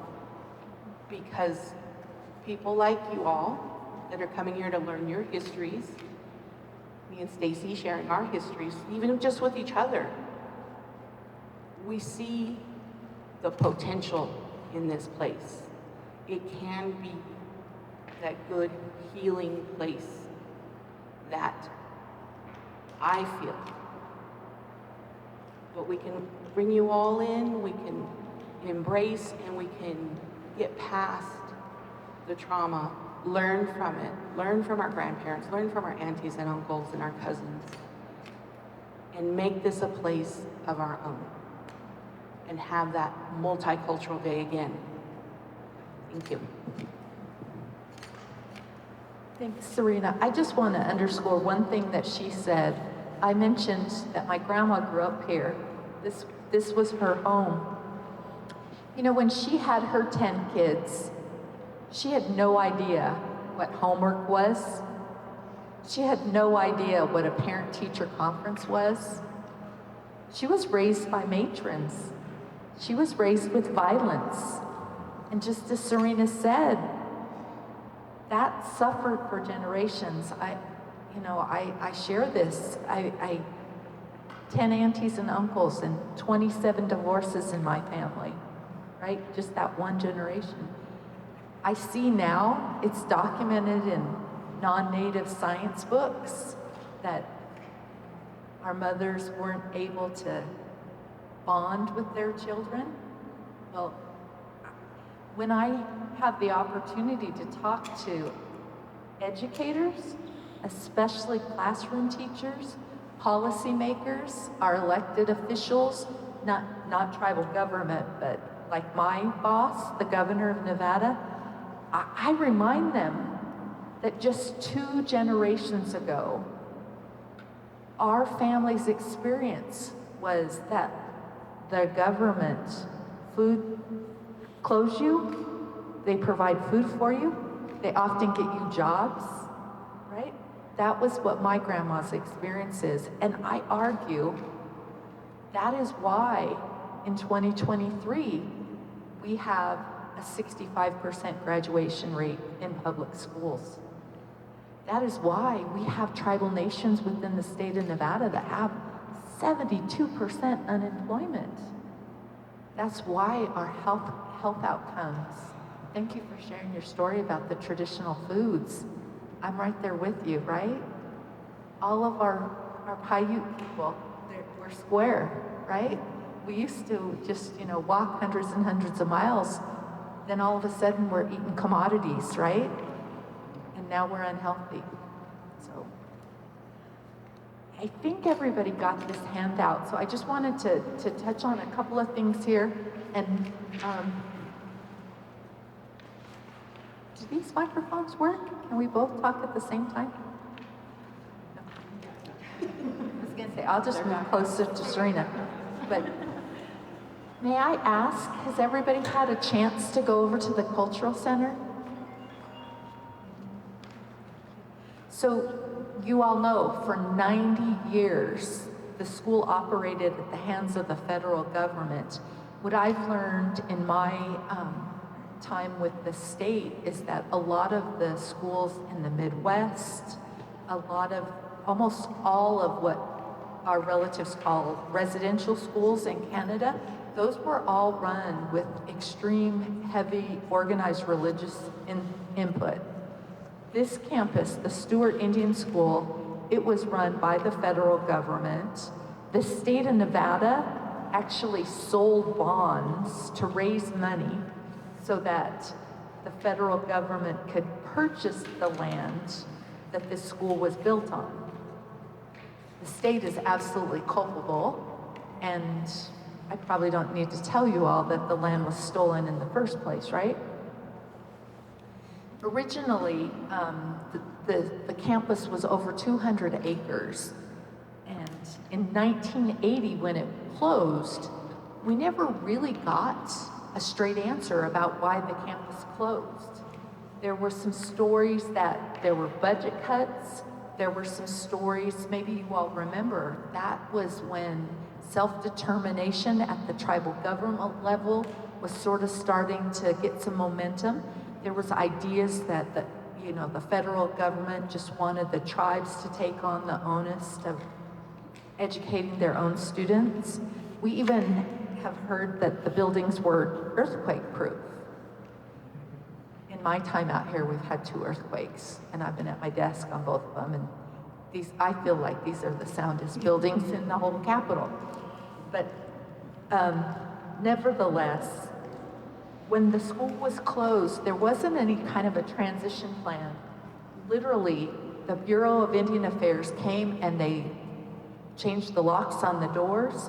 They took all the records, they took all the equipment, the desks, and it's actually, this is crazy, but I swear it's the truth. All of this is locked up in a big warehouse. I mean, just a T-shot up the road. It's at the very top of the interstate and Topsy Road. And it's a warehouse that's actually owned by the state of Nevada. So I share this with you for a couple of reasons. Serena's absolutely right. By 1980, this place was so grounded in culture. It was just a 4-year school, but our relatives wanted to come here so badly. There was a waiting list to get in here, right? And keep in mind, in 1890, the federal government is going thousands and thousands of miles to try to get every Paiute, Shoshone, and Washoe person to come to this school. There were literally bounties put out on Native children. If you came across a little Indian boy or girl and you took them to the local law enforcement authorities, you got cash for that. And then they would take that kid back here. So when the dust settled and it was quick and the school closed in 1980, there was an arrangement made where the state of Nevada got half of the property. My uncle happened to be working at the Bureau of Indian Affairs then, and he said it was just a big dark room and it was done in just a matter of minutes. The state of Nevada got a document for 110 acres. That includes where we're at, all the way to the east where the prison is, and just on the other side of our building. The balance of the campus, which was about another 100 acres, it was returned to the Washoe people, right? It was theirs to begin with. It seems like to me that makes perfect sense. And at the risk of getting in the weeds, this morning, Serena left for a little bit because our neighbors, the Washoe people, they did a ribbon cutting. You might see it when you leave. They're going to build 20 new homes. So yay, that's what they're doing. In addition, they already have a beautiful community center on part of that land that was returned to them in 1980. And they will be getting a new community center for the children as well, along with that. Serena used the term full circle. So again, in 2015, it really was my predecessor's dream to have the cultural center here. Prior to me being appointed, there was one woman, Sherry Rupert, who served as the executive director of the Nevada Indian Commission for 17 years. So while Sherry was here, she came up with this vision to restore one of the buildings so that first and foremost, it could be a safe place for our elders. We wanted the people that were forced to attend Stewart, and even those that chose to come to Stewart, to have a place to come back to. Something that was their place, and if needed, where they could find their voice again, right? This is their land. So, my grandma says there's no such thing as coincidences. Our cultural center opened in January, and my dear friend Sherry had given her notice just a few months before that. I got to start working with the state just in time to cut ribbons and shake hands and be in all the pictures, and I really did nothing. I did nothing. But the legislature and the governor of Nevada not only approved of the program, but they allocated money. The building where the cultural center is, the elders called it the agency building. BIA was still here running the campus, and that's where everybody had to go. That was the first stop when you were a new student. So taxpayer dollars, 4.5 million, went into restoring that. And I think much as you all are doing, we had a roadshow. My predecessor, had a roadshow. They went throughout the Great Basin and they talked to the elders. They had and continue to have a cultural committee that, I mean, they run the place, right? Don't tell the museum director, but they really run the place, right? They insisted that everything be told completely accurately, the good and the bad. And I'm hopeful that you got some of those stories today. Maybe you even saw in our permanent exhibit, we have the definition of genocide. 3 years into this, and we've only had one person push back on that, but I shared with him, and if you all aren't aware, you know, the United Nations, the biggest, most respected world court on earth, they studied the boarding schools, they studied the federal Indian policy, and they wrote resolutions and declared that what Uncle Sam did to our relatives was genocide. And our elders, in my opinion, rightly insisted that that be in our cultural center. So Serena brought up about sports. We have a Nevada senator that actually, our congressman, I'm sorry, who actually has paid his own money to make sure that Moccasin Square Gardens back here is always perfect. It's one of the, you know, the most best, well-kept signage we have on the campus, specifically to honor our relatives that were athletes. It's my belief that it was sports and athletics in which our relatives really built community. When they didn't want to be here, sports, music, it gave them a purpose, and they found light in all the darkness. So you probably noticed we have a pretty large exhibit that is reflecting the sports and music here. I think it's important to know that, you know, despite the pandemic, we've had over 10,000 visitors come to our cultural center since January of 2020. I listed a few things here. Perhaps this is helpful as you all work on developing your own place. Again, the mission is to have a gathering place for our elders. That's exactly what we want there.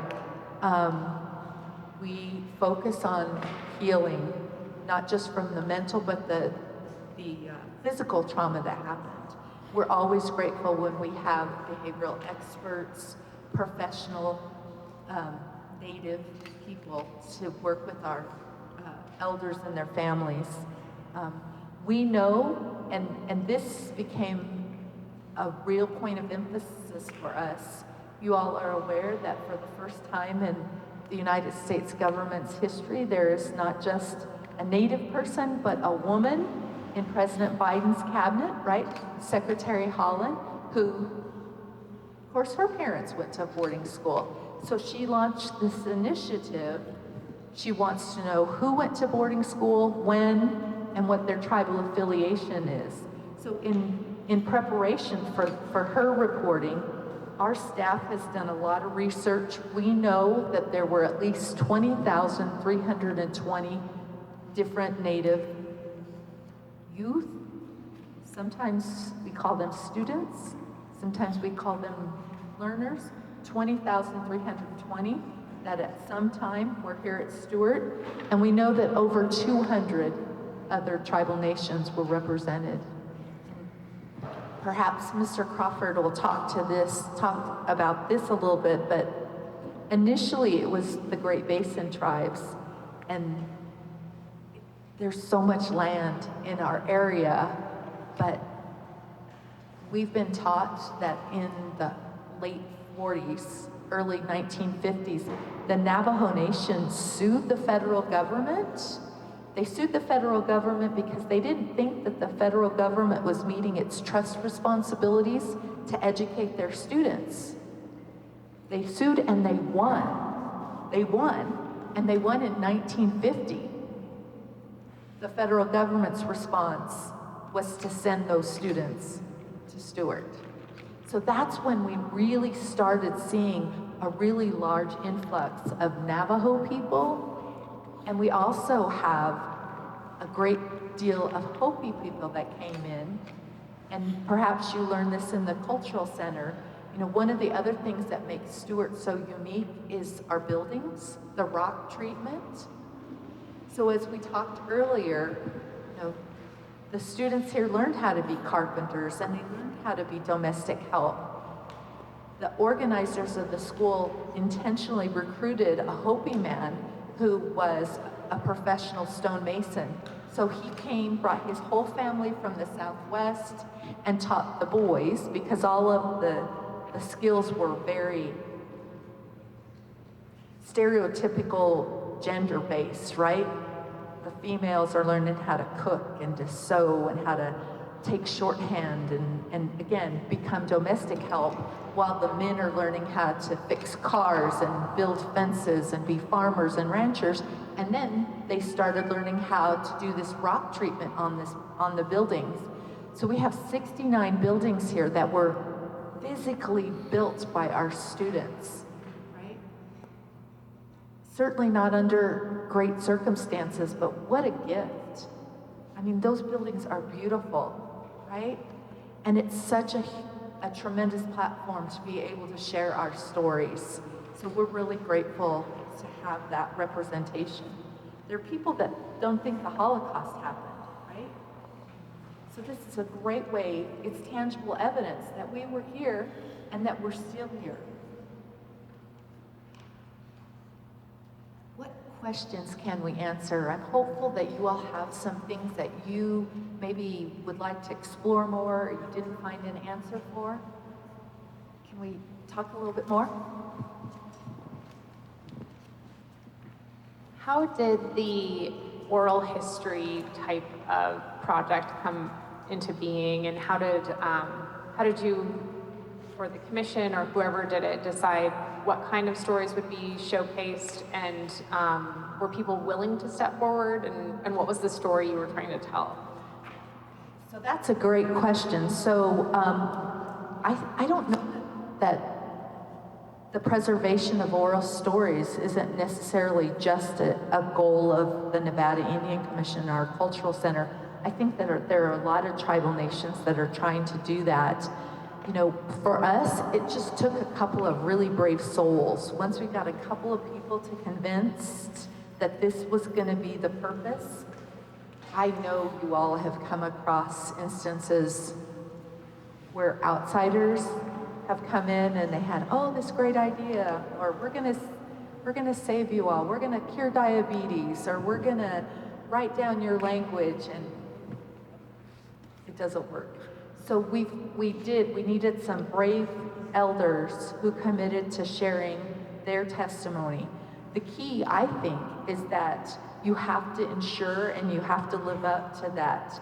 That elder has absolute editorial control. They listen to it first, they can redo, take out, add anything they want.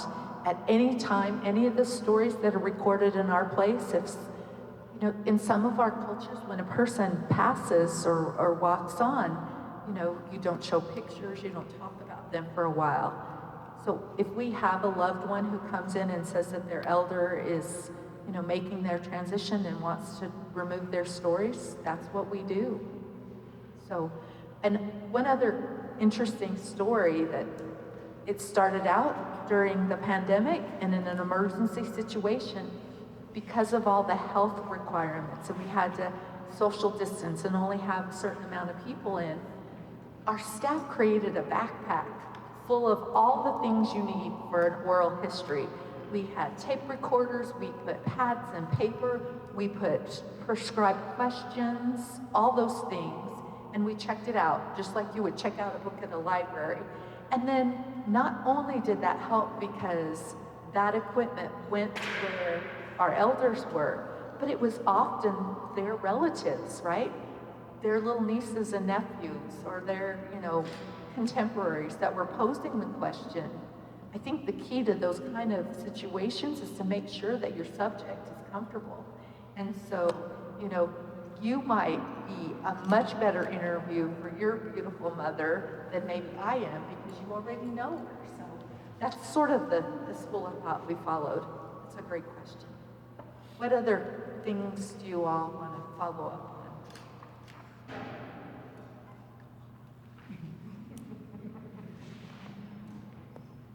It's in our DNA to talk and be shy.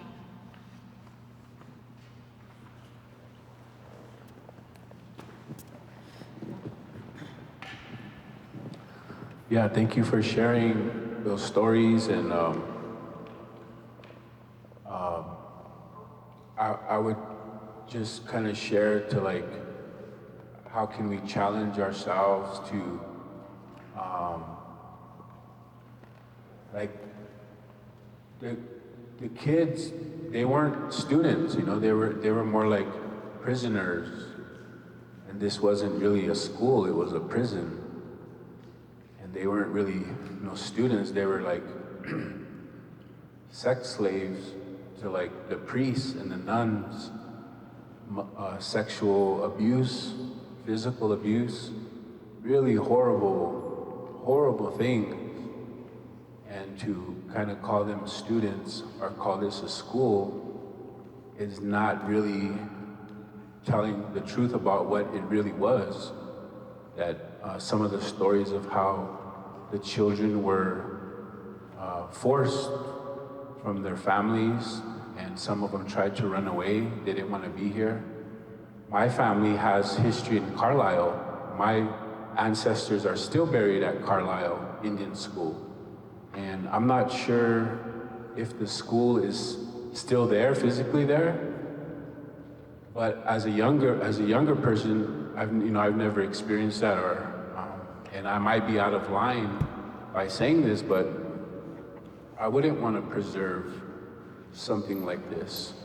And I would say, why don't we tear this down and build something for the people, for the tribe, like the housing. That's really awesome that they're building housing, but it's almost like Stockholm syndrome, where the victim kind of like is infatuated with the oppressor.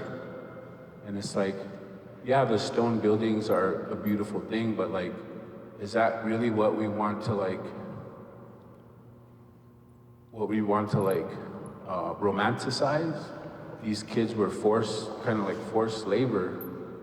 So I would just say to challenge ourselves as Native people of looking at the narrative, and that's what they want us. They want us to romanticize and kind of a relic, but it was horrible. Like, would Jewish people want to preserve a concentration camp and so as a younger person, and on both sides of my family, there was a lot of trauma at different boarding schools. But I just kind of think about that, and like, how can we be more critical thinkers? And the colonization runs deep. Some of us are infatuated or were assimilated to be Christians, to be not to be able to think critically and to decolonize what that really is and what that really entails. Sometimes it's challenging those kind of like beliefs that we hold very dear, and hearing the stories of the families and how how people are connected, that's a really beautiful thing. But the other part of that too is like, it wasn't really beautiful. Some of those things that happened, and we're still trying to heal from that trauma. So, you know, I don't mean to like be disrespectful to anybody or this school or the people, but those are some of my thoughts, and I just wanted to express that.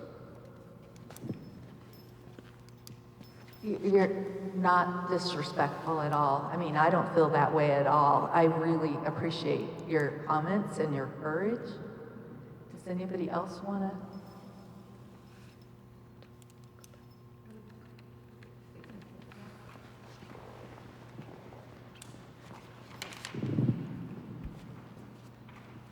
To your comments, I understand what you're saying because I do romanticize my life here. I also understand the life of the children that were here before. And I think that this place can be and is at its heart a place of healing. I have seen our alumni and our elders come here and break down.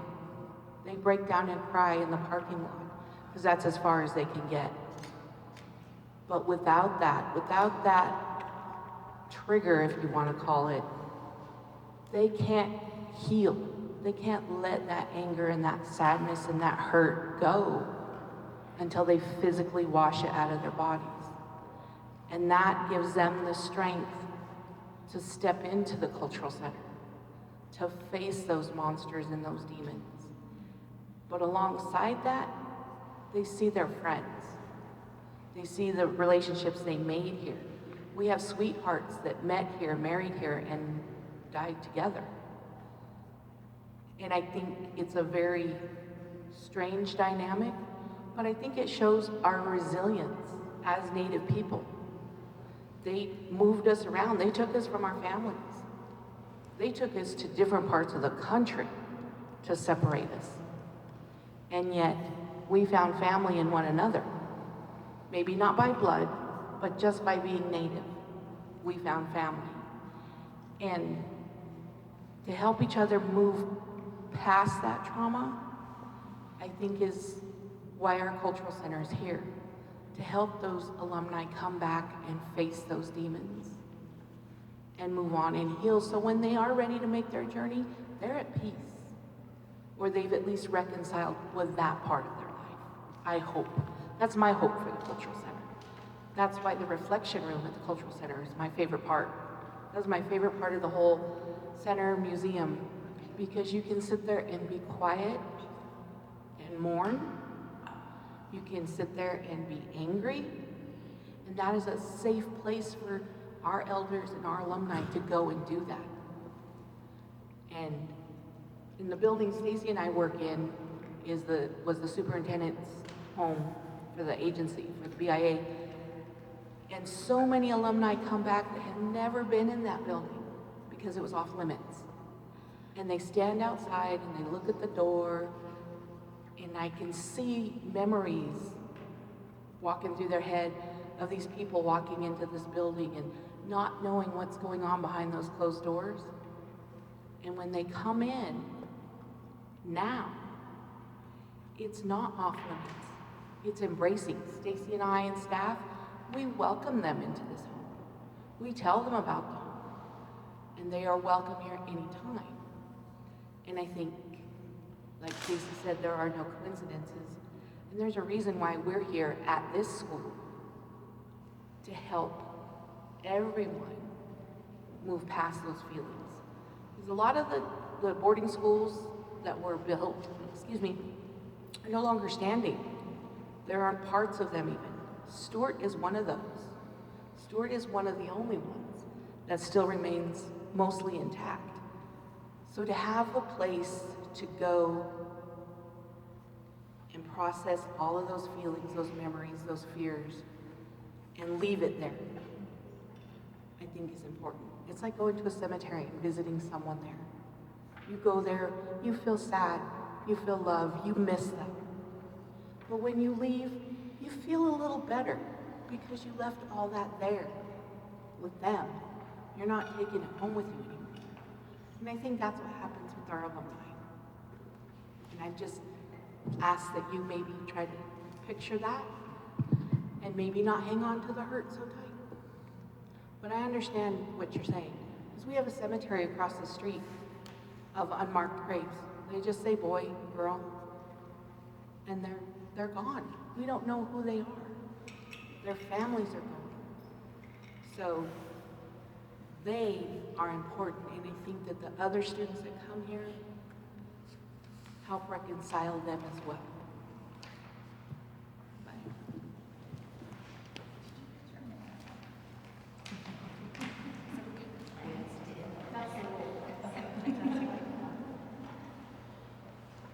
I just want to share an experience I had with my mom. It was maybe the middle of the 1980s. We used to play a lot of Indian tournaments, softball tournaments, and we came up here to Carson City playing in a tournament. And my mom came because she was a good supporter, family supporter. She just loved being with our family when we played our sports, and she was just great being there with us. And at the motel, we stayed right down here at Super 8, and she says, "Come on, take me someplace." And so I said, "Okay." And so we got in the car and we drove. We drove around here, and it was maybe 5-10 minutes, and because Super 8's not that far. And she says, "Pull over." And she goes, "That's it." And I go, "What?" And she was just very stoic and just sat in the passenger seat. She didn't want to get out. She says, "That's where I first came to this school, the first boarding school." And I said, "Mom, you only told us that you went to Sherman Institute in Riverside." I says, "When did you come here?" She says, "That was the first one." And I didn't know what to say because she was just very to herself, and she was no emotion, no look on her face, just very stoic. And I says, "Well, when were you here?" She goes, I can't remember if she said she was 7 or 8 or 9, but I thought to myself instantly, wow, she was taken away from her family, but she was very sad. And, you know, that was in mid-1980s, but I just felt my heart just drop because she felt something that she couldn't talk about. And for years, she didn't talk about it. I know she's mentioned some things to my other sisters and also to my daughter because my daughter used to spend a lot of time with her. But some of the stories that my sister has says that she remembers having to march like a little military soldier to the places where they had to go. They cut her hair, and my daughter she said, yeah, when they cut Grandma's hair, they took the wash rag and they just washed her face real hard and washed her body real hard and trying to wash all the brown stuff off of her. She said she felt like that's something that they wanted to wash away the Indian or something. And she was just, you know, just very sad that she had to wear long dresses. My mom was like a little tomboy growing up.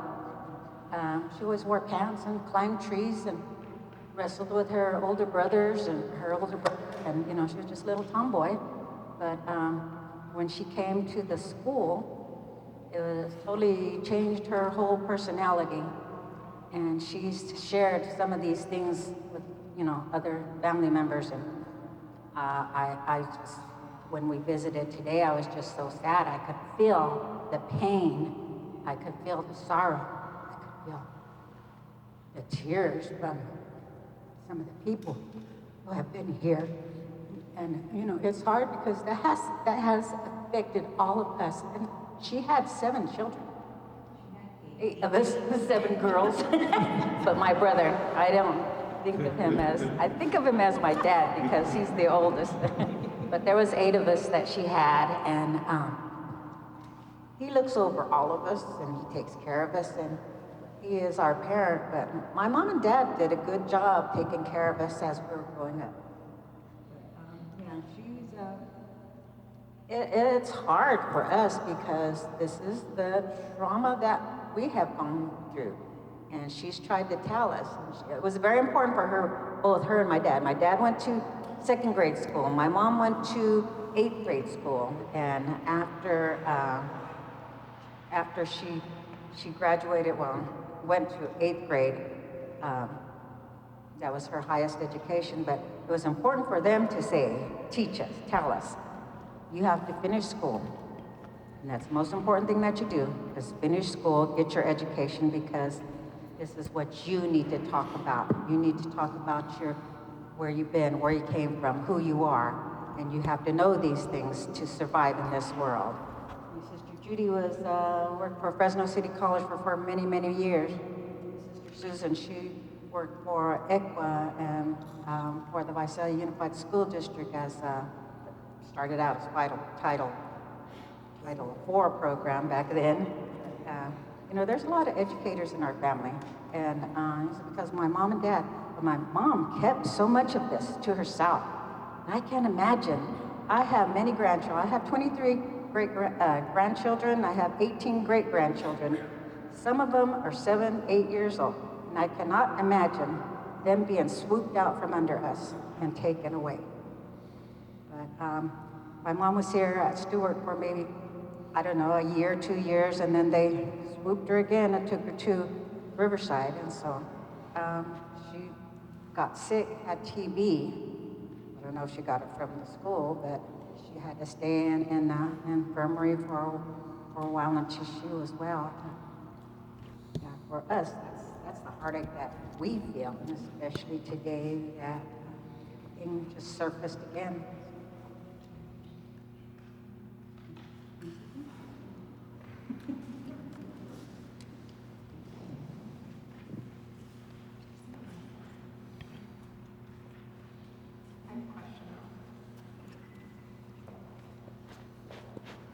So I know you brought up the cemetery across the street, and earlier we talked about how that's part of the lands that are now Washoe lands. Have you seen anything done by Washoe to kind of help people access that cemetery if they're not Washoe, or to figure out who's there? I know that this school was in operation during a couple of war times, and so there was a lot of movement, a lot of relocation, not a lot of good communication or address keeping or anything, and so a lot of those people probably are identifiable, but just couldn't be identified at the time, or there wasn't a lot of effort made in the way that you could probably do today. Do either of you know if Washoe has created any access, or if there's been any kind of conversations around that? We might need to tag team that question. So, the cemetery, I explained that when the property was split in two, what was the school cemetery, and the fact that there's a cemetery associated with the school is pretty mind-blowing on its own, but the cemetery is now legally owned by the Washoe Nation, and sorry, how many kids? so it's an unusual situation in that the Washoe Nation continues to use that cemetery even today. There are 69 of those graves that Serena mentioned that just list a gender and then an age.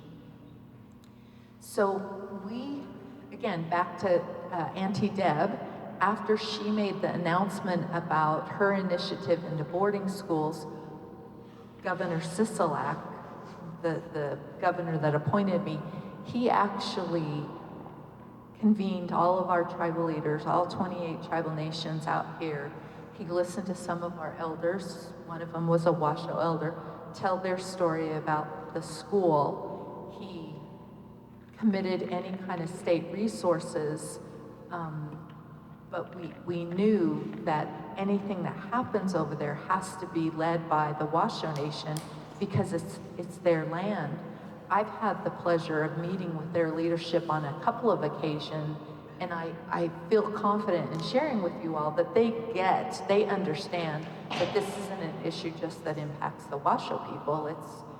I mean, unfortunately, it could be any loved ones of any of the 200 tribal nations that went there. And then it's hard to think about, but what I've learned from my colleagues in other parts of the country, the cemetery isn't the only place where our loved ones were put to rest, right? The building right next door to us is called the infirmary. It was their clinic. I have had at least a dozen elders say, Stacy, that's where you should check. That's where they need to look for relatives there. This school was actually, I too have trouble with school. I'm actually a degree journalist, right? I think myself as a wordsmith, and I struggle saying school or alumni. So this facility was heated through this underground tunnel system. If you walked on campus, you might have seen every once in a while there's like a 6x12 big metal, looks like you're gonna go downstairs. That's where the steam came out of. It actually originated in the building right next door. So there's tunnels all over underneath this campus. Again, that's what our elders say, you gotta look there. But when we did have that convening, when Governor Sisolak got everybody together, we did have some elders that are Western Shoshone, and I'm Northern Paiute, but evidently some of the Western Shoshone folks believe that where you end up is where you stay. So they wouldn't support, they wouldn't want any, is it GPS or, ground penetrating radar. They don't want to have any excavation. So just like with the wording, it's so complicated. There's absolutely no one size fits all. So again, we are standing by, ready to take a lead from the Washoe people.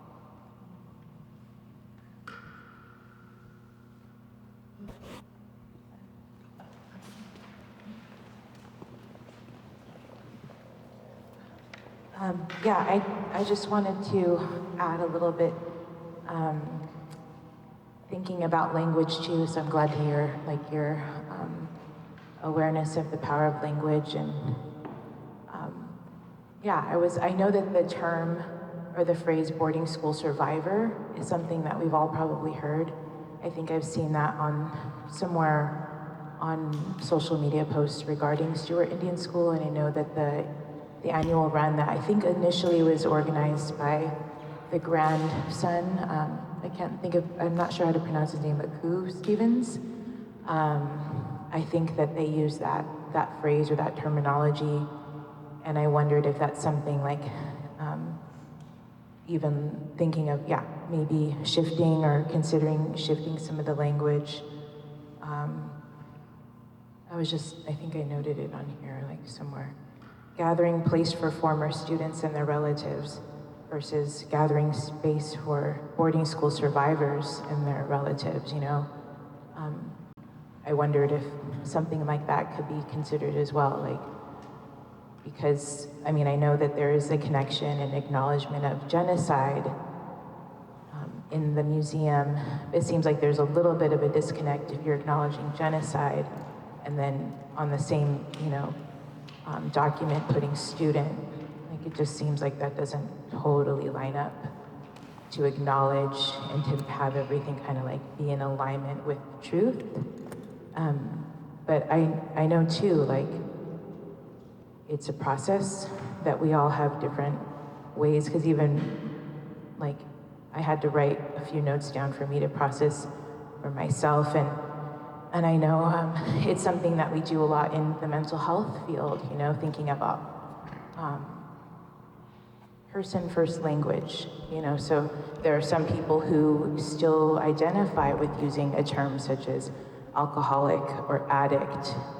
There's been a lot of movement to shift language away from that. So a person who, like, you know, using, or even like a person who experienced harm, or a person who, you know, so labeling or acknowledging them as a person first and not labeling them as what they struggle with. So I know that's happened a lot. I'm thinking about domestic violence, intimate partner violence, things like that. So maybe that's something to just think about with these settings, especially if we're thinking about healing and trying to validate someone's experience, validating family's experience and the pain that comes from that, addiction, all of the waves of colonization, how we continue to experience that today. I mentioned my only family's connection to Stewart. I will share too that we had a family, I guess like an artifact of Stewart Indian School that my uncle, Richard Sally, gave to me because it had been given to him by an older relative or family friend at some point. And it came into my possession. He gave it to me for safekeeping maybe about in the early 2000s. And I always felt like this piece of this artifact, I mean, actually, I didn't know what to do with it, but it's basically a Bible that was given to my great uncle, Ted Sally, on his graduation day. I mean, this is like literally what the inscription says, on your graduation day from Stewart Indian School. And it's signed by the missionary, Lily Corwin, who I guess is a very well-known missionary here. And I held on to it. I wasn't sure what to do with it, but as I saw more and more, I think I saw the tabling that was being done by the school or the cultural center, and I talked to a couple of people over the years about potentially giving this Bible over because I didn't know what else to do with it.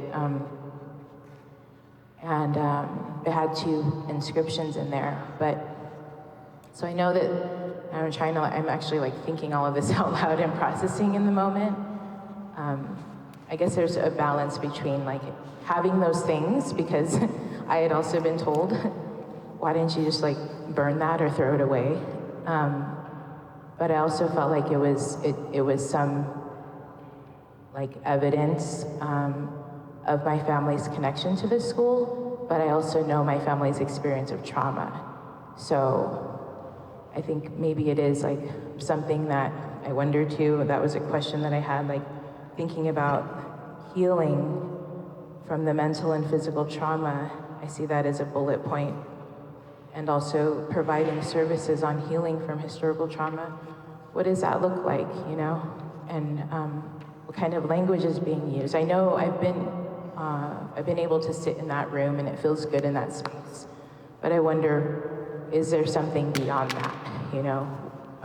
If they can come here and do that, is there, like, what else is there? Because that's, as we all know, we're still dealing with this today in many different ways. So yeah, I think it's all connected. Language, our own processing, where we're at in acknowledging our own identity, our own assimilation, acculturation, colonization, internalized oppression, our own internal biases, and internalized white supremacy as well, you know? So I just wanted to share that, but I do have questions about what does that look like, healing, as far as that bullet point is concerned. Thank you. Is it okay if I use your word, evidence? I like that. That's good. So when we say it's a place for healing, we are, no one on our staff, I mentioned, we're powered by 5, so no one on our staff has any formal credentials in behavioral health or any of the related fields.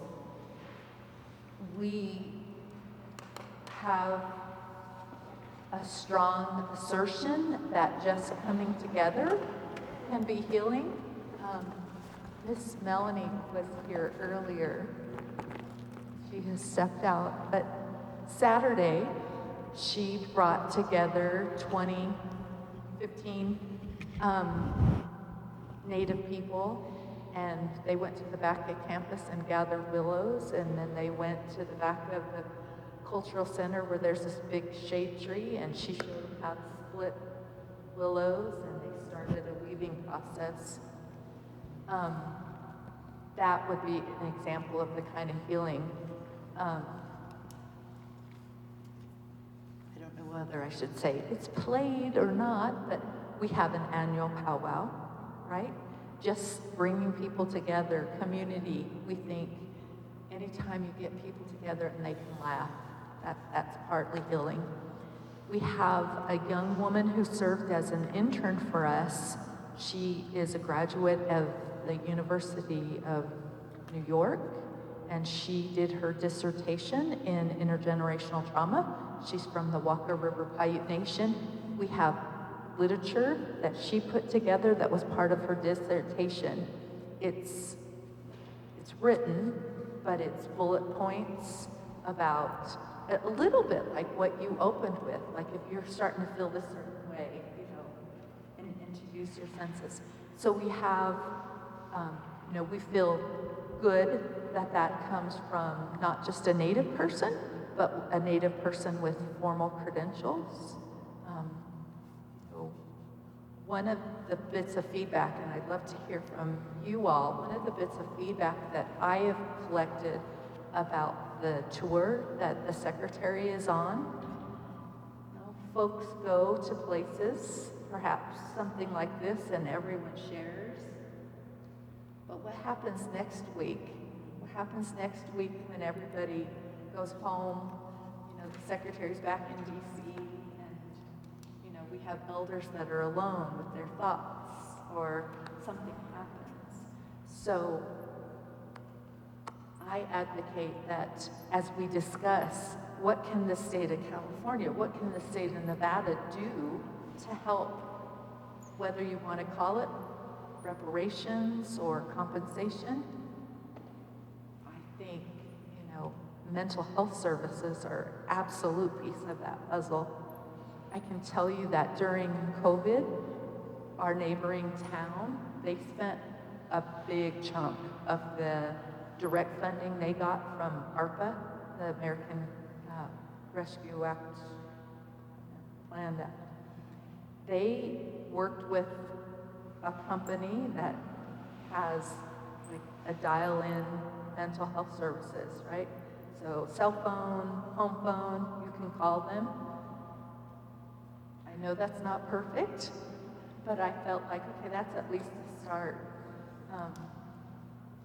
Think about it if that could happen in some capacity where we could offer any relative not just access to a professional, but a Native professional. Anybody else? Suggestions? I'd like to ask a question about that, but not kind of actually for Stephanie. But you don't have to answer. One of the things we've heard coming out of the effort of Interior in their boarding school initiative is that it's emotionally exhausting for Native people to be doing this work. And we talk about this a lot, Loretta and I, because we're kind of the only people who are kind of in the work and doing it and carrying it and responsible for outcomes. So it's a lot of pressure, but it's also, I don't think we have a choice. Like, you all know, you don't have a choice. And if you can do it, you're going to do it. And so what we've heard is that, Secretary Holland, Assistant Secretary Newland come out of those meetings feeling very unequipped to take on all of that as Native people who are also dealing with their own intergenerational trauma and connections to boarding schools and kind of trying to do the best they can, but again, not feeling like they may have the resources. I'm just wondering, you know, how do we create those resources, knowing that I think you can't do this right if Native people aren't driving it and leading it and kind of creating those spaces, but also how do you build out those supports without creating more burdens for Native people to process burdens on top of the personal burdens? And I'm kind of wondering about your process of getting into this work and whether you felt like you had the supports you needed while you're helping other Native people. But also you don't have to answer. Yeah, thank you for the question. I will answer to my best. Let's see. Okay, so your question was, did I get the support that I needed when I was... Do you still feel supported, or do you feel like you're open? Oh, yeah, I feel very supported. So, I mean, in my daily work and in my training, Western therapy training, I'm thinking about dialectical behavioral therapy has been like one of the most, I guess, one of the most, there's, you know, positive and negatives with everything. So it was a training that I took as part of my employment at American Indian Counseling Center, which is where I currently work as a psychiatric social worker in LCSW. And there we are told you need to practice and you need to learn and practice these skills that you're teaching your clients. So I feel very supported in the work that I do because I did learn those skills, and a lot of it is something that I've been slowly trying to translate and kind of develop into my own little model, I guess. And I shared a little bit yesterday, and it was the first time that I put it into kind of like a Washoe framework, like thinking about our words that we use for the seasons, our words that we use for the directions, and we don't use specifically a medicine wheel as a visual, as I mentioned yesterday, but I put colors on there that kind of I thought would connect well with those directions and with those seasons, and they coincide with our tribal seal, like so yellow, blue, white, green. And so I feel like thinking about that is kind of like my framework: emotional, mental, physical, spiritual. I do a lot of personal work, and as far as using those skills to keep myself in balance, I also do a lot of community work, whether it's down south where I live in California, or up here, and I try to come up here as much as I can. I've been really blessed to be to have connection to my family here, and also have the support of my family down south. I have access. I've been privileged to have access to like learning songs, Washoe songs that have been shared with me from different people who are actually part of our official supports in the tribe, like Herman Fillmore, Daryl Cruz, our tribal historic preservation officer, who he just retired, I believe, at the end of last year. He provided a statement yesterday, and Herman Fillmore, who's currently the Culture and Language Department Director for the tribe. And so learning those songs, using my voice, connecting in those ways has really always helped me. So I'll say that those are a big piece of what I do personally, and trying to be on the land and using, the elements as well.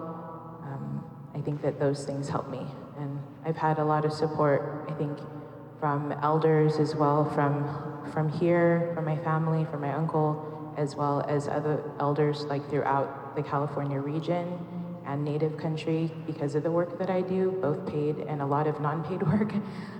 So that all of those things have helped me. And I try to encourage other people, even in the urban setting. I really try to encourage people to connect, that community. Community is there, but it requires a lot of work. People coming, basically showing up and doing work and creating and maintaining and sustaining community, because that's what we know is healing. Like, we're sitting in the circle and that represents community. So I guess those have been the things that have helped me show up and feel centered. Even this morning, I was like, okay, I'm gonna do some grounding. Like, let me bring myself to my present. Let me acknowledge that I'm using water even in my shower from my homelands, you know? And so thinking of things in that way and trying to reframe and bring myself back to myself. But it also being open and okay to feel the feelings, because that's part of the spectrum as well, you know? There's going to be the positive and the negative, and I have to trust that. But also today, for instance, I was just very grateful to be able to like be here in my homelands in Washishuete and to see the mountains, the log, and to feel blessed in that way. So yeah, that's all that comes to my mind. Thank you.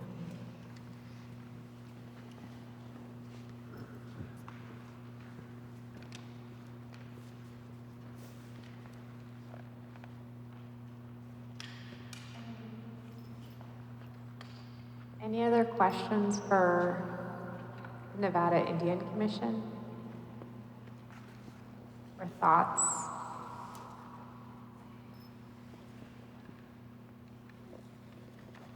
Well, just even based on this morning, kind of visiting your office, it's such a welcoming space. And again, we're very grateful for your welcoming us into this space and feeling like we can ask these questions and like we can have these difficult conversations. So thank you so much. Do you want to? She's good. Thank you so much. At this time, we'll kind of open it up for general discussion if anybody has anything else they'd like to share or anything that they're thinking about.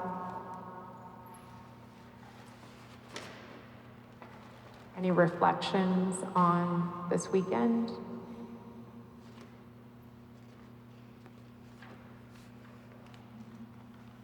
I had a question. Where is your group at in your planning process and moving forward with future meetings and such? Sure. I'll hand it to Loretta for a little bit, so you have fair notice that I'm going to hand it over to you. But we are right now about a year into our in-person quarterly meetings. The council itself it was formed at the end of 2020 after we had gotten through the worst of kind of reorganizing the entire state, coordinating response to the pandemic, and really, realizing, now that we've tribes are in a space where we don't need to be updating them every single day about what might be happening next. We could really put some thought into catalyzing this, and had our first virtual event in December 2020. Spent 2021 with the council, the governing council, creating kind of all of the organic documents, the processes, the subcommittees. And then in March 2022, which it feels like a much longer time ago, ended up, because we had been on the verge of expiration of the waivers that allow for virtual meetings, had our first hybrid meeting in Sacramento, but still had some concerns about the COVID-19 pandemic. So we're about now a year in to the actual in-person meetings, which take place quarterly, and then we also have in-person listening sessions and virtual listening sessions. I think we're kind of at the point where people are willing and able to be coming to these meetings and contributing, and so we've got about a little over 2 years before the initial report, like the report that will go out for public scrutiny and review and tribal review, will be issued. And so we'll be doing these in-person meetings. We'll also be continuing to do consultations. We initiated consultation at the beginning of the issuance of the executive order in 2019 and have been doing consultations since then.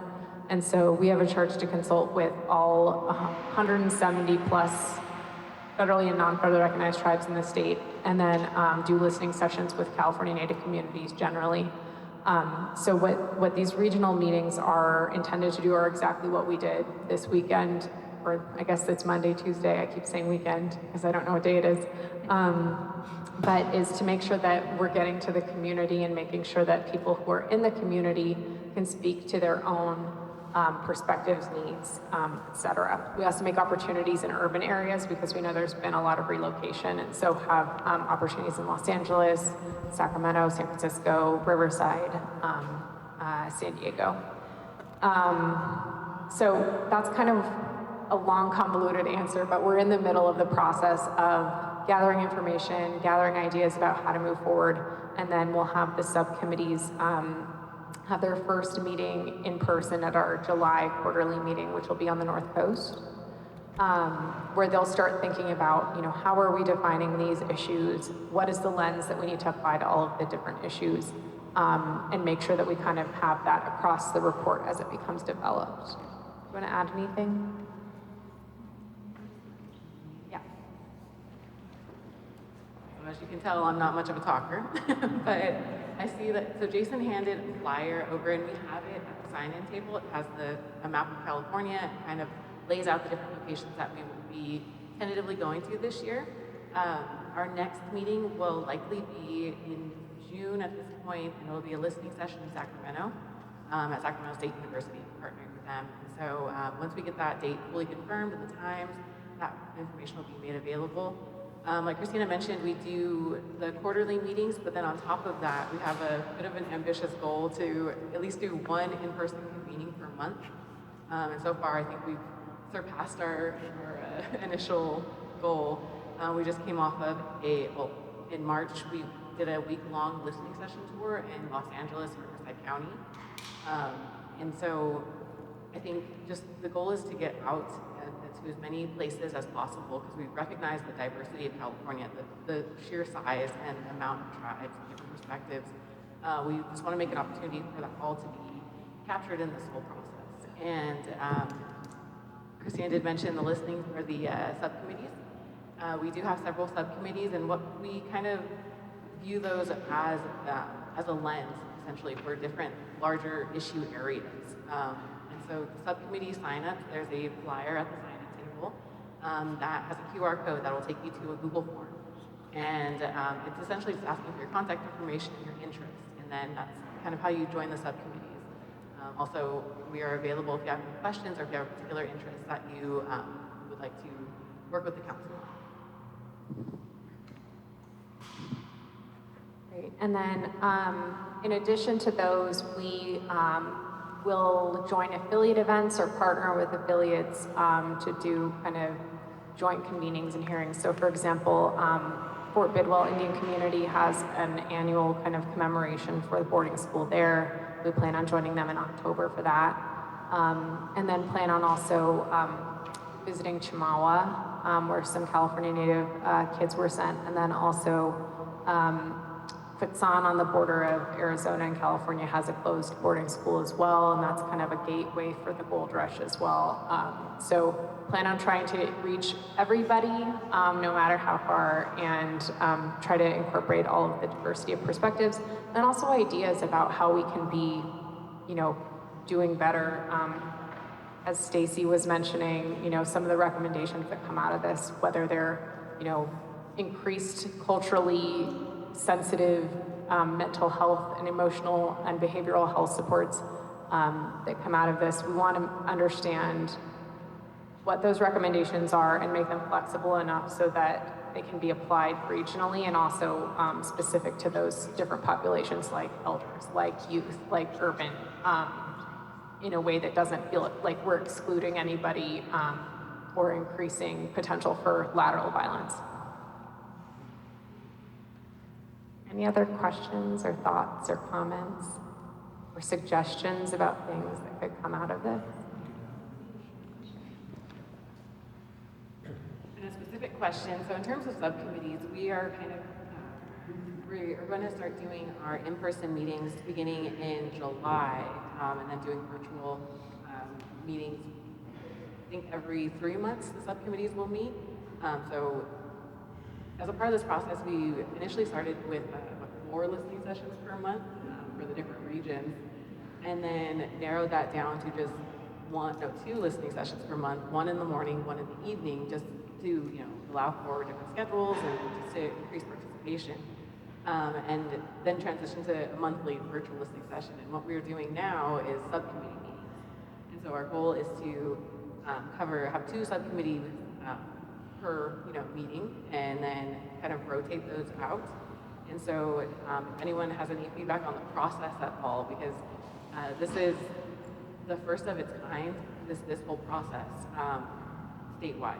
This is based off of the international healing mechanisms and reconciliation processes, but we are definitely always open to feedback and to kind of navigating this as we are doing it. And so if there's any feedback from anyone here, we would definitely love to hear it.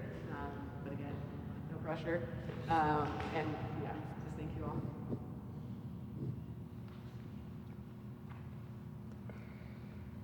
I would like to just mention,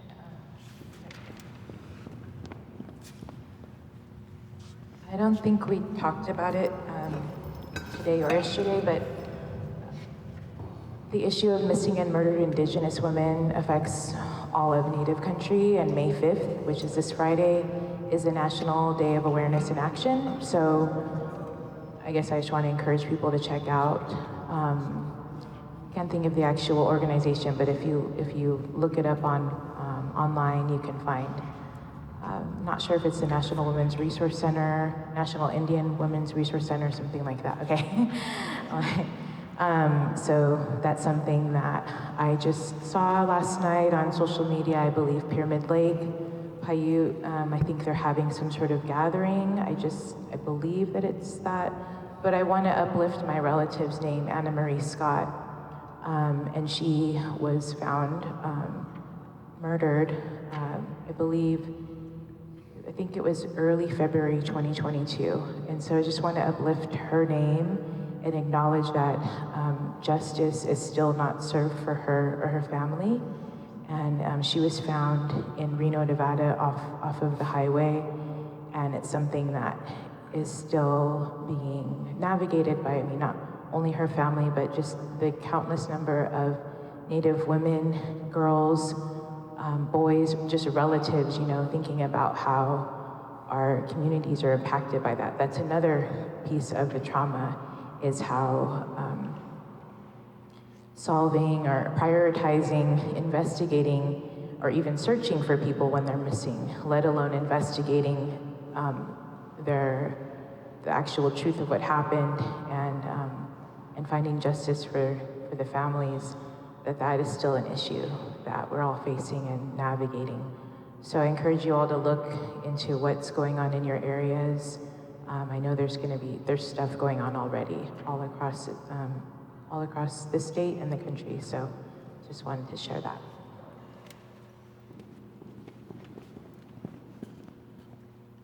Thank you. And if you're in Sacramento, tomorrow night is a candlelight vigil that's going to be hosted by Assemblymember Ramos, and should be a pretty large event. So that's at the Capitol, and it's open to the public as well. Any other thoughts, comments?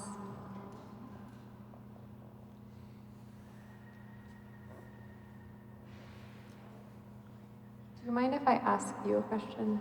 Sure. Did you feel like coming here and doing the tour felt meaningful and helpful? Or do you have to think about that a bit more? No, I do. I knew when I first heard that the conference was going to be over here, that it was going to be very important for as many of us to come because of my mom. Not because only, because we are part of the Truth and Healing, but mainly because of my mom. We need to, bring all these little pieces, all these little stories that she told different members of our family, my sisters, and put them together so that we can come to some kind of a healing, because she didn't talk about it. And just being here and trying to research as much as we can and looking at some of these pictures, it's all coming together. Why? she was the way she was, her personality with us, how we were raised, and the things her reprimanding. She was she was strict, but she was, she was loving, and she told us, when you have your babies, you cannot go to work, you cannot do nothing until that baby is 5 years old and they go to school, because it's very important for you to raise that child. And it was her family life to her and my dad. They were both family oriented, and that's the way we needed to raise our children. So by coming over here and learning more about my mom's story, this helps us put all these pieces together.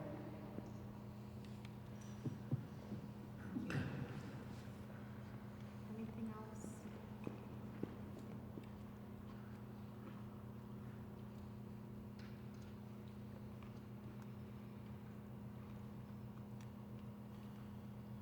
Any final thoughts from our council?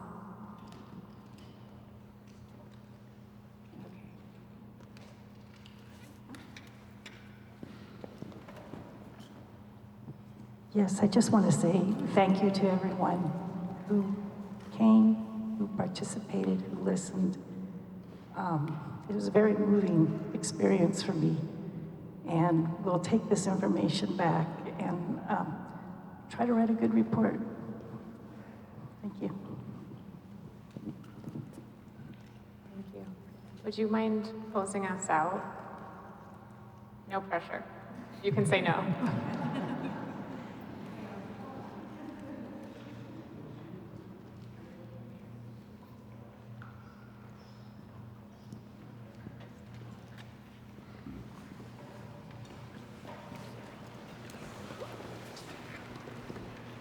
Thank you again for everybody showing up. Just have a good mind today for traveling on the road. And, have good experience, but we've been here since, well, I guess everybody's been here since Saturday night. Just showed up today, so, just give everybody good blessings. And, it's a wonderful place to come to today. Meet some good people, get some good stories, and wake up our spirits here. Wake up our good spirits and to give us a good blessing to cleanse the ground for us, for the rain we got today, and not feel bad about the whole thing. So, thank you again, and thank you, grandfathers, for bringing us here today, and blessing each and one of us, and blessing the people that brought the food for us today. Bless them. Bless each and one of us, and the ones that passed on. Bless them for showing us and teaching us the ways that most of us forgotten. Thank you again. Oh.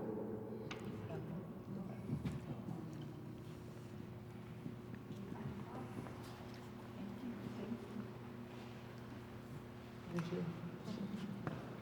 Thank you all for your time, your attention, your energy. I know that these meetings are a lot, and so if you, on the drive home or next week or next month, have anything that you wanted to talk about and send our way, or send their way, we'd be happy to chat with you, or chat with you personally if that's your preference. So thank you all again. Really appreciate you all making the time, and we will see you soon.